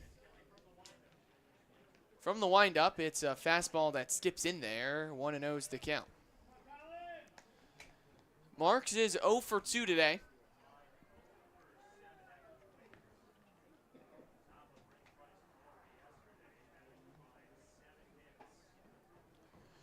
Miskelly from the windup. In there for a called strike 1.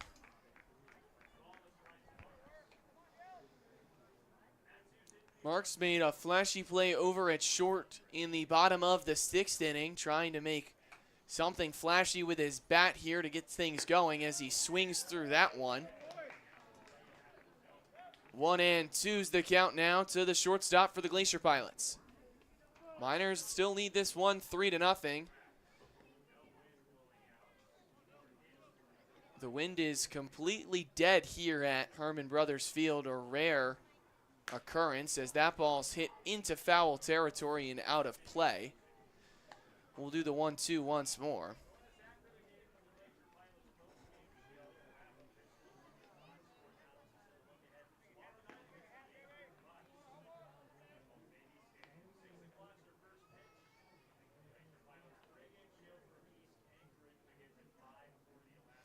The 1-2 from Miskelly, swing and a miss. Dylan Marks goes down swinging for the first out of the inning.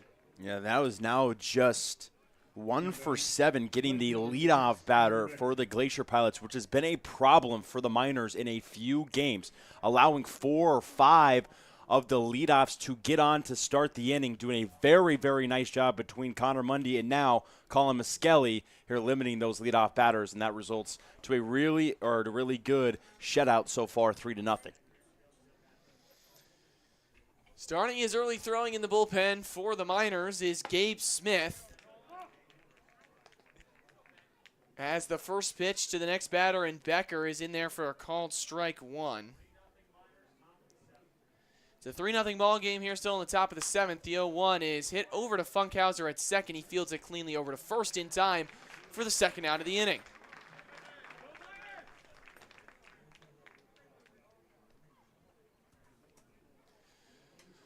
Miskelly working quickly now. And he'll be facing off against Hunter Klotz. As Klotz comes up with 2 outs and nobody on here in the top of the 7th. It's just 22 pitches on the day so far for Colin Miskelly coming out of the pen. Has plenty left to give. He's thrown 17 strikes in those 22 pitches. That is what you call efficiency. That ball skips in the dirt. 1-0's the count. Klotz is 0 for 2 today.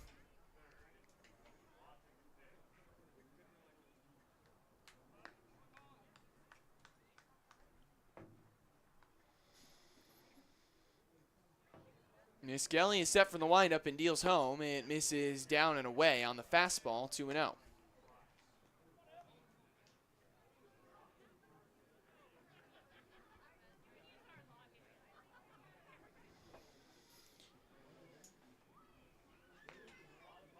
Here's the 2-0 to Klotz. Skips in the dirt off the mask of McGee. It's quickly 3-0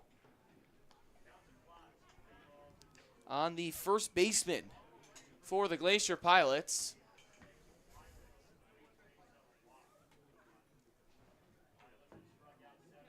It's actually 3 of his 8 balls, as I've mentioned. Only 5 balls through the first 22 pitches, and now a 3-0 count. Rarity so far from Miskelly. The 3-0 home. Fastball in there on the outside part of the plate. It's 3-1.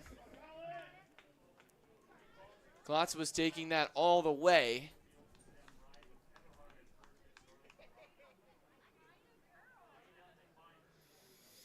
Here's the 3-1. Fastball misses low, and it's going to be a 2-out walk to Klotz to keep this inning alive and turning it over for Adam Burkholt, excuse me. Now batting, DH number 15, Adam Burkholt. Burkholt is 0 for 2 today as well. It's going to be a lefty on righty matchup here.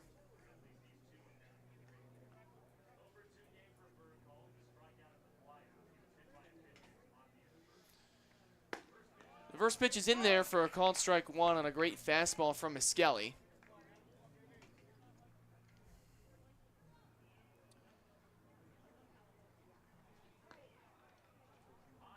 Klotz has a lead off of first. Only 1 stolen base came in the last inning, as Rodriguez stole third. The 0-1 hit in the air out into left field. Bilter is over by the foul line, and he makes the grab in foul territory for the final out of the inning. It's time for the 7th inning stretch here at Herman Brothers Field. Don't go anywhere. The Miners are coming up to bat 3-0.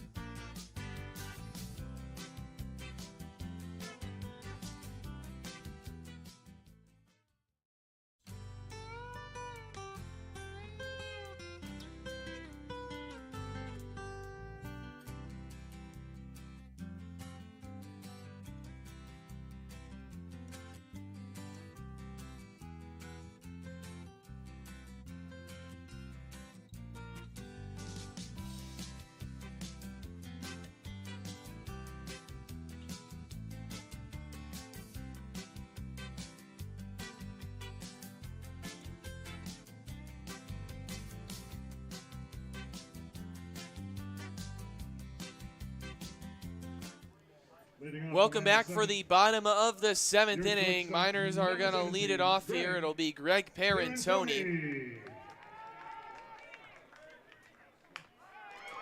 Parentoni with a first pitch bunt, barehanded there at third by Teesing, and it's going to get by him. Parentoni was not paying attention as that ball got all the way almost to the fence. He'll stop at first. It's a real nice bunt again by Parentoni. Mentioned that he did the exact same thing against the Anchorage Bucks to get that 11th run in. And that was a perfect bunt put down the line again as Parentoni ends up on place. He recognized that that third baseman was playing farther back than what he needed to on that play. And now lead runner on again for the Matsu Miners. And this will turn the lineup over for Cole Funkhauser. Parentoni with some speed. He could take off here for second. Here's the first pitch from Frosto. Funkhauser shows bunt. It's going to get by Freeland, and taking second on the wild pitch is Greg Parentoni.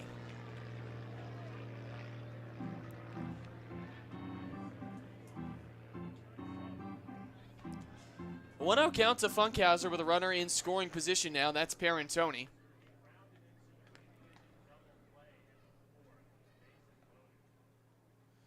The 1-0 to Funkhauser is hit up the middle and in the air to Rodriguez. He's backing up and under it. Parentoni's tagging. The throw is not in time. Parentoni moves up on the sac fly from Cole Funkhauser.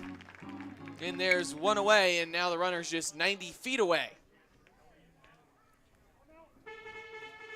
And the Miners have gotten 3 out of the 7 leadoff batters on. It's a percentage of .429 so far in this game. And you see how big of it is to have that leadoff runner on in Parentoni now already at third base for a chance with Elliot Medlock. As this will bring up Elliot Medlock, who's 0 for 3 today with 3 strikeouts. Medlock is the only victim of the Golden Sombrero so far this season for the Miners. It was against these Glacier Pilots just a couple games ago, as that first pitch is a breaking ball high from Frosto. I think Geffrey had one, but it was an exhibition play. It doesn't count then. Yeah, exactly. The 1-0 to Medlock is outside. 2-0 is the count.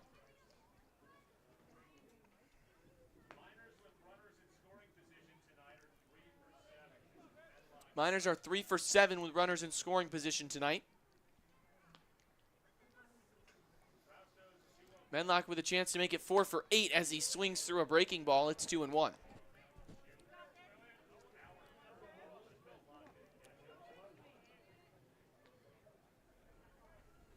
Also 2 for 5 with runners on and less than 2 outs in this game. The 2-1 is fouled off. Medlock in an even 2-2 count now, and Frosto trying to get a massive second out with Carter Geffrey coming up to the plate.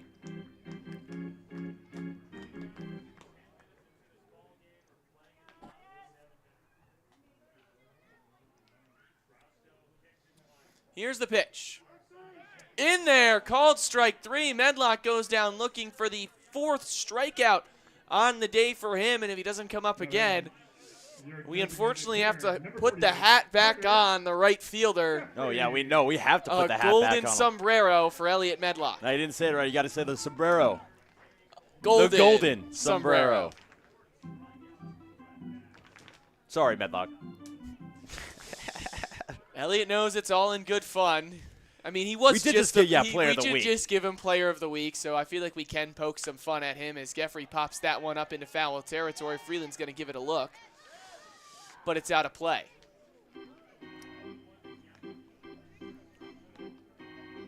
Geffrey's got about 1,000 here to bring home the runner from third in Parentoni.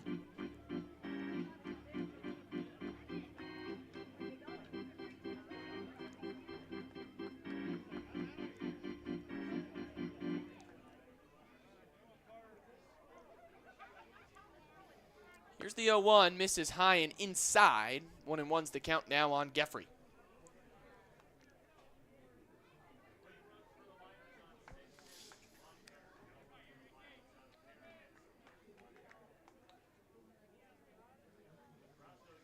The 1-1 home, swinging through it is Geffrey, 1-2's the count.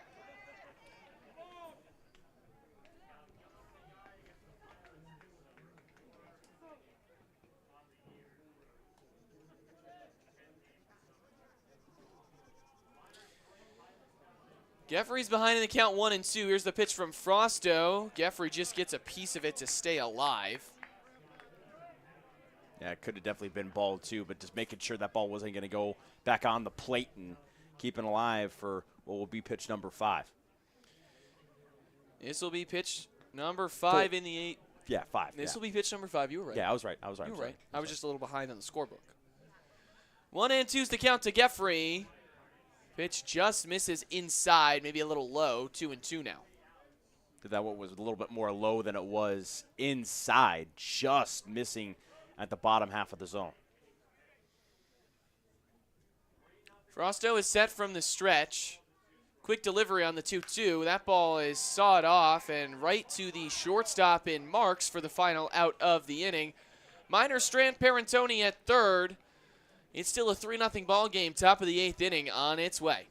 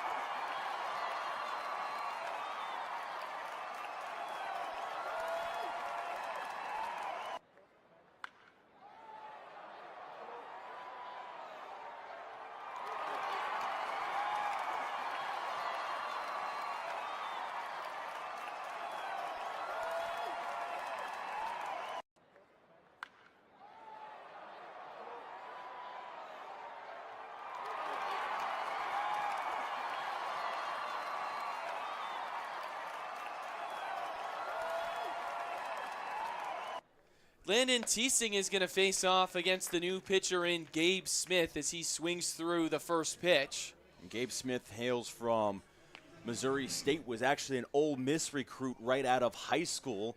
Left there after 1 year, went to Missouri State. Didn't get a lot of action over at Missouri State this year, but he should get a decent amount of action out of the pen for this team. Has not pitched the way he's necessarily wanted to so far. As that ball lands for a strike at the 1-2, but 15 ERA and 3 total innings worth of work. He's given up 5 earned runs on just 2 hits. The main problem has been the walks, with 3 of those in the 3 innings worth of work. Here's the 1-2 from Smith as that's hit back up the middle. Stevenson charging, dives, and he makes the catch out in center field. There's the catch you were looking for against the Glacier Pilots the last time around in the 7-6 walk-off win for the Pilots. But he gets to this ball and makes sure it is an out to start it off. Great grab out there by Stevenson for the first out in the inning, as this will bring up B.J. Rodriguez. First pitch is a fastball outside, 1-0 is the count. Update in the scoring. It's an 8-2 game out in Anchorage. Chugiak leads this one in the top of the 9th as it's quickly 2-0 now on B.J. Rodriguez. As I mentioned, it hasn't really been the hits. Only 2 hits given up from Gabe Smith. It's been the free bags that he's given up. The 2-0 misses high. It's quickly 3-0 now on B.J. Rodriguez.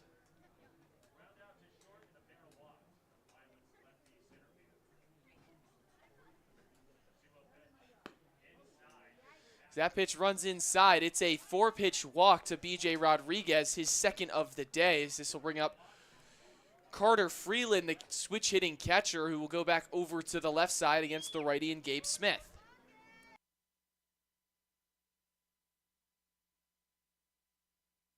Number 27, Carter Freeland.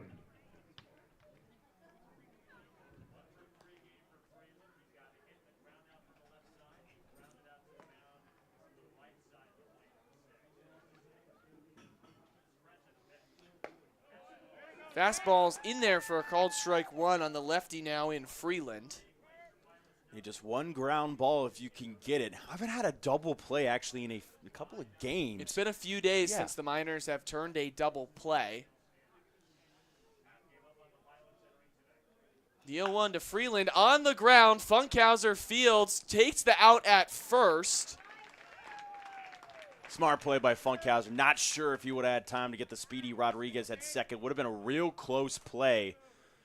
But when a 3-0 game, when just playing kind of for outs right now, you got the second out there, and that's really just efficient enough. Good play by Cole Funkhauser on the heads up. Rodriguez is in there safely at second on the fielder's choice, as this will bring up Luke Medhurst, the left fielder. I had to look down at my book. Medhurst is 1 for 2 today as he swings through the first pitch on a high fastball.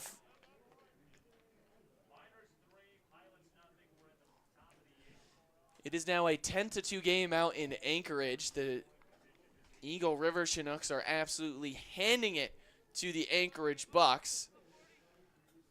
Teams who only 2 losses have come against the Miners. That fastball just misses outside from Smith.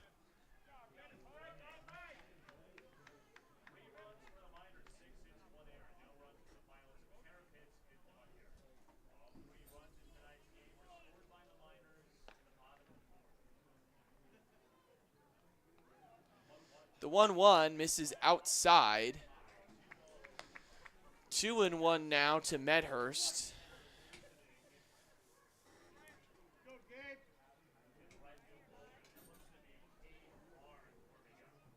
Cade Arn has his jersey off and is standing out there in the Miners' pen as it's 2-2 now here on Medhurst. Something to take note of that I just want to bring up about this Bucks team. I know we're jumping back and forth between games, but this Bucks team was recently ranked as one of the top teams in college summer ball by some anonymous accounts. I saw yesterday on their story as Gabe Smith gets a punch out looking, to end the inning. Stranding Rodriguez at second. We'll be right back for the bottom of the 8th. Don't go anywhere.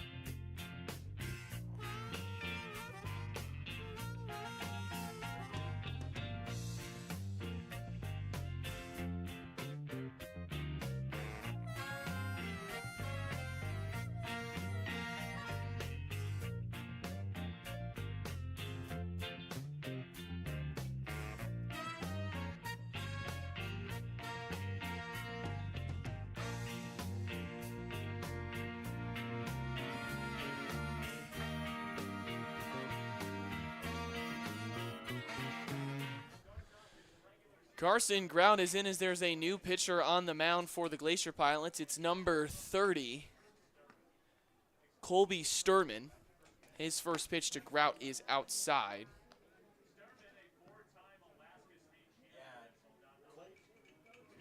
Yeah, Colby Sturman here is a high school senior going into his freshman year at college next year.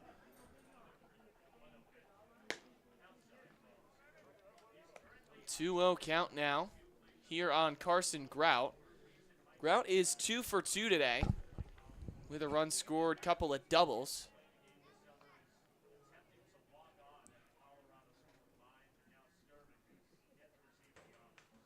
Here's the 2-0. That ball bounces in the dirt. 3-0 now on Grout.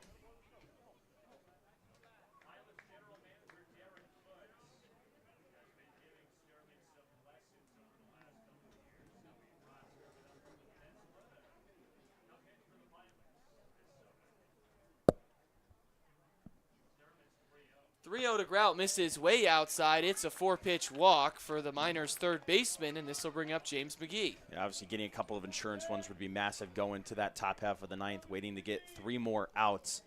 And, you know, the way that it's playing out right now in Anchorage, it seems like it could be just a 1-game lead if the Miners come out and win this game and the Bucks hold off and still lose, which now are down 11-2.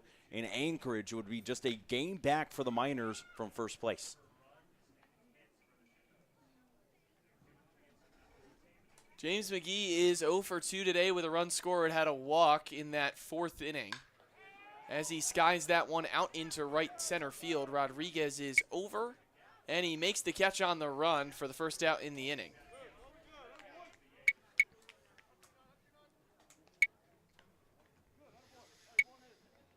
Now batting, your first baseman, number 29, Carter Eberhard.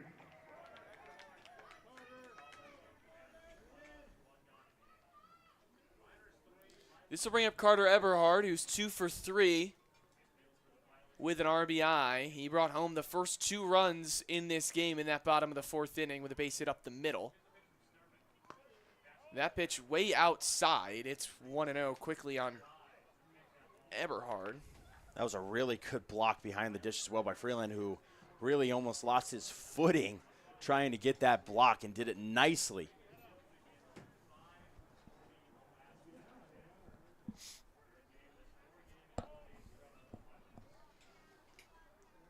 Here's the pitch from Sturman.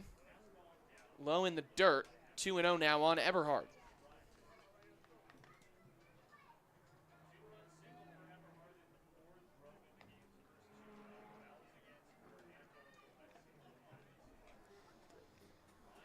Warming up in the pen is Cade Arn. He'll be coming on for what is right now a save, as that ball is in the dirt on the fastball. 3-0 now on Eberhard. We'll see if head coach Ty LeBrun gives the California Baptist kid the green light.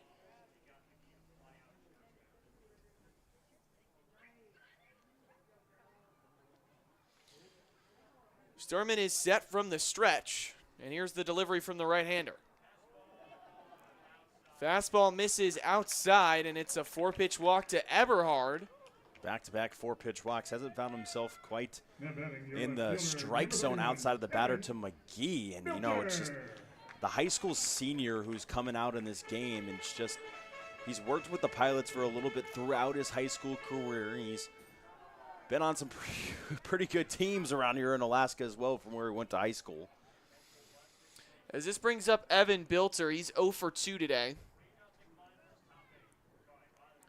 Bottom of the 8th inning with only 1 out and runners on second and first. Bilter takes that fastball high.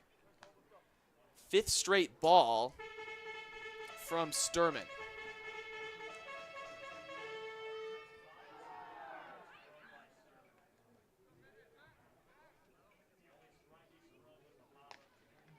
Only strike was a pop-up to McGee. Here's the 1-0. Breaking ball misses high. It's now 2-0 on Bilter.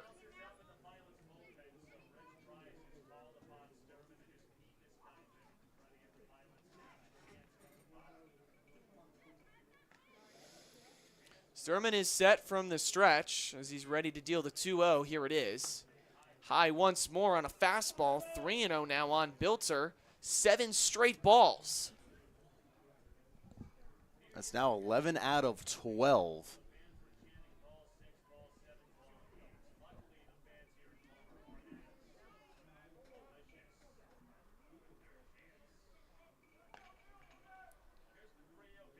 Here comes the 3-0 from Sturman.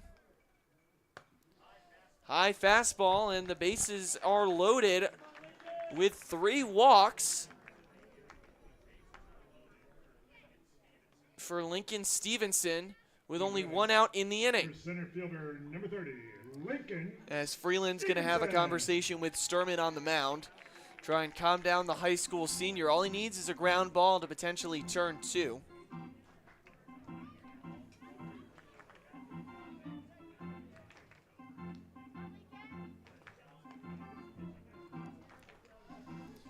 Stevenson's 1 for 3 today with an RBI that scored James McGee.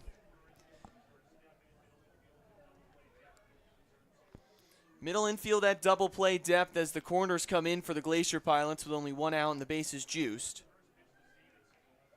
Here's the first pitch to Stevenson. That ball misses downstairs. Ball 9 for Sturman.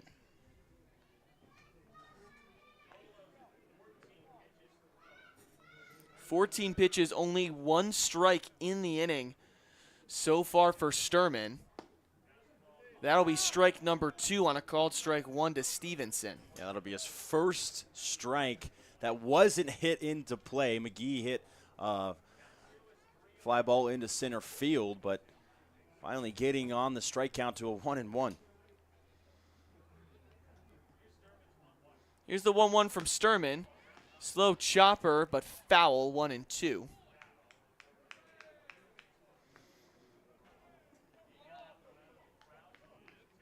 Hey folks, I've been informed that the winners of the 50-50, Alex and Annie, have donated the entire amount back to the miners.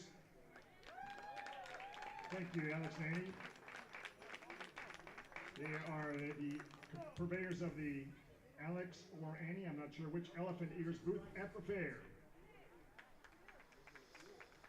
It's a 1-2 count here to Stevenson. Sturman is set from the stretch. Here's the pitch. Stevenson on the ground, through for a base hit. 1 run scores. Here comes McGee. The throw is going to be cut off. 2-run score. It's a 2-run single as the Miners take a 5-0 lead off the bat of Lincoln Stevenson. That's massive, getting a couple more insurance runs, and you wonder now if they'll just use Gabe Smith in the top of the 9th to save an extra pitcher or not. As this will bring up Greg Parentoni. Facing off against the right-hander Sturman. Parentoni's 1 for 3 today. Had a bunt single his last time up. Was left stranded over at third. The 0-0 in there on the outside part of the plate.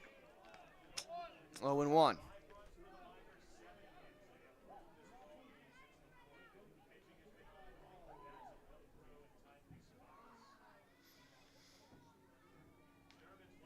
Here's the 0-1 from Sturman. It's in there for a called strike 2 on a nice little breaking ball. And Parentoni's quickly behind in the count.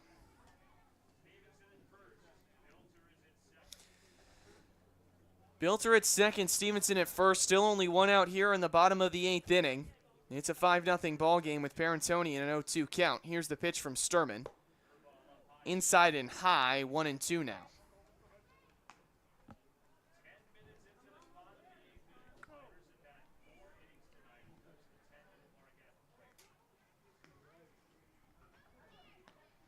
Sturman is set from the stretch. The 1-2. Runs inside right at the head eye level of Parentoni. 2-2 now.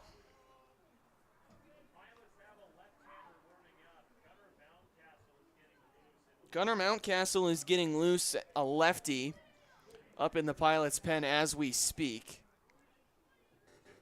The 2-2. Misses downstairs, 3-2 now on Parentoni. Another game also just went final. 11-2 win for the Eagle River Chinooks over the Anchorage Bucks.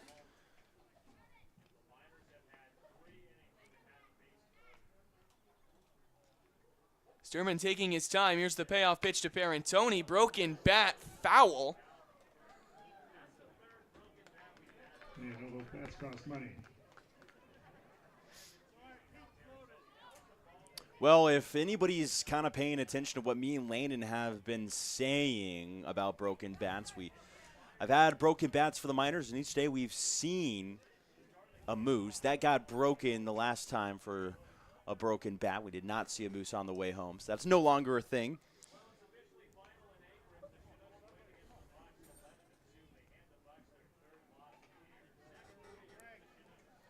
The Chinooks now standing at 2-7 in the standings. Bucks at 7-3 after the 11-2 loss. The first true routing of the season of the Anchorage Bucks. Finally, someone putting that team in their place.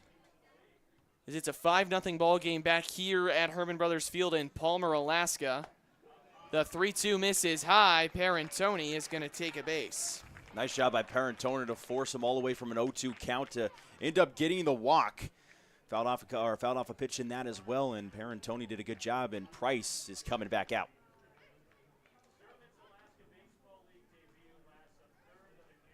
And it looks like they're going to bring a new pitcher on. Sherman's day is done. His Alaskan League debut only lasts a third of an inning, gives up 2 runs. And a new pitcher is going to have to come on in relief to get out of the bases loaded jam in the bottom of the 8th. Don't go anywhere.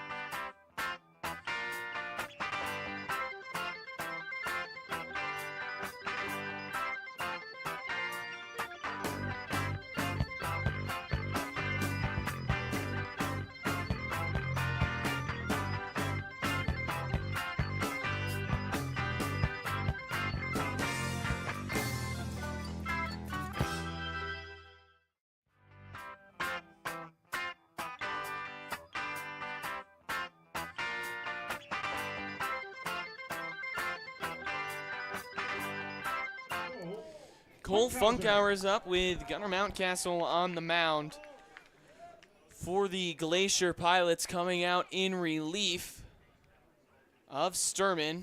His Alaskan League debut did not go as he would have hoped, giving up 2 runs and leaving the bases loaded, only getting through a third of an inning as Funkhauser fouls that one off the roof here of the press box.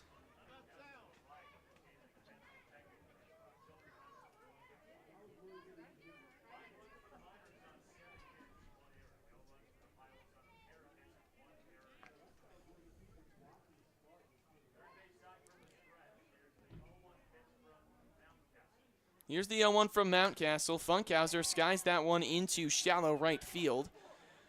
Under it is Becker. Tagging is Biltzer. The throw is in time. A throw on a line from Becker to hose Biltzer at the plate to end the inning and keeping it at a 5-0 lead. We'll be right back for the top of the 9th inning. Miners with a chance to win it here.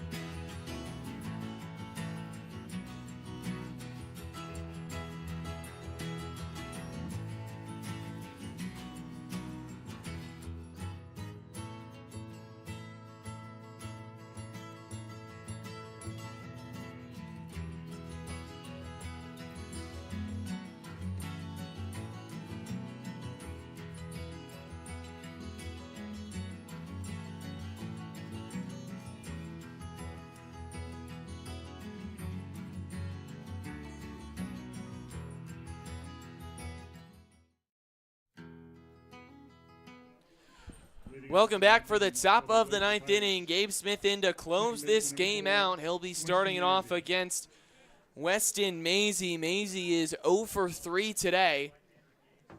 The first pitch to Maisie is sky high into left center field. Biltzer is under it for 1 pitch, 1 out here in the top of the 9th.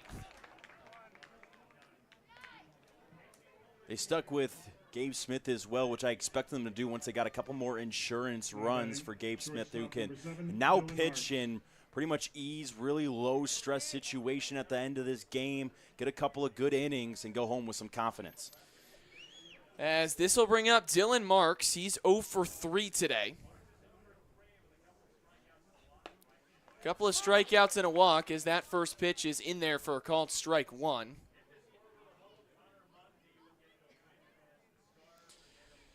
This score holds. Mundy gets the win as that ball's right back up the middle to Smith. He fields it. Little underhand throw over to first with Eberhard stepping on the bag for the second out. And the Glacier Pilots are down to their last hope with Andrew Becker, the right fielder, who ended the inning with a beautiful throw out of Biltzer, trying to tag from third.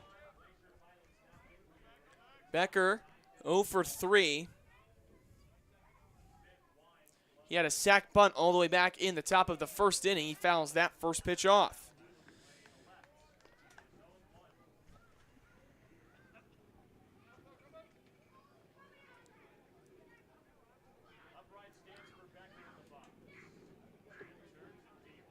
The 0-1, swing and a miss, and now the Glacier Pilots are down to their final strike.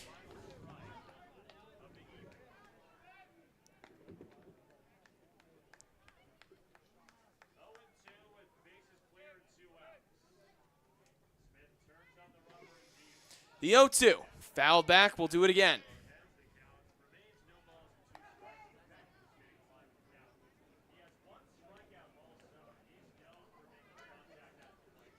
Becker only with 1 strikeout this whole summer. Very much a contact guy. Smith trying to make it 2. The 0-2 delivery. Outside, 1-2.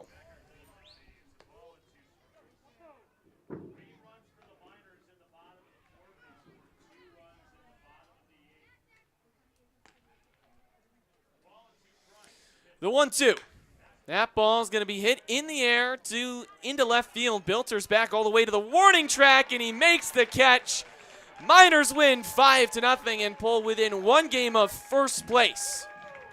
An absolute pitching fest for the Miners, who pitched to the shutout. A beautiful day after kind of just some pitching struggles the last couple of days, giving up 21 total runs. And now you have this beauty of a game versus the Glacier Pilots, winning this game 5-0. Bats did just enough to win this game.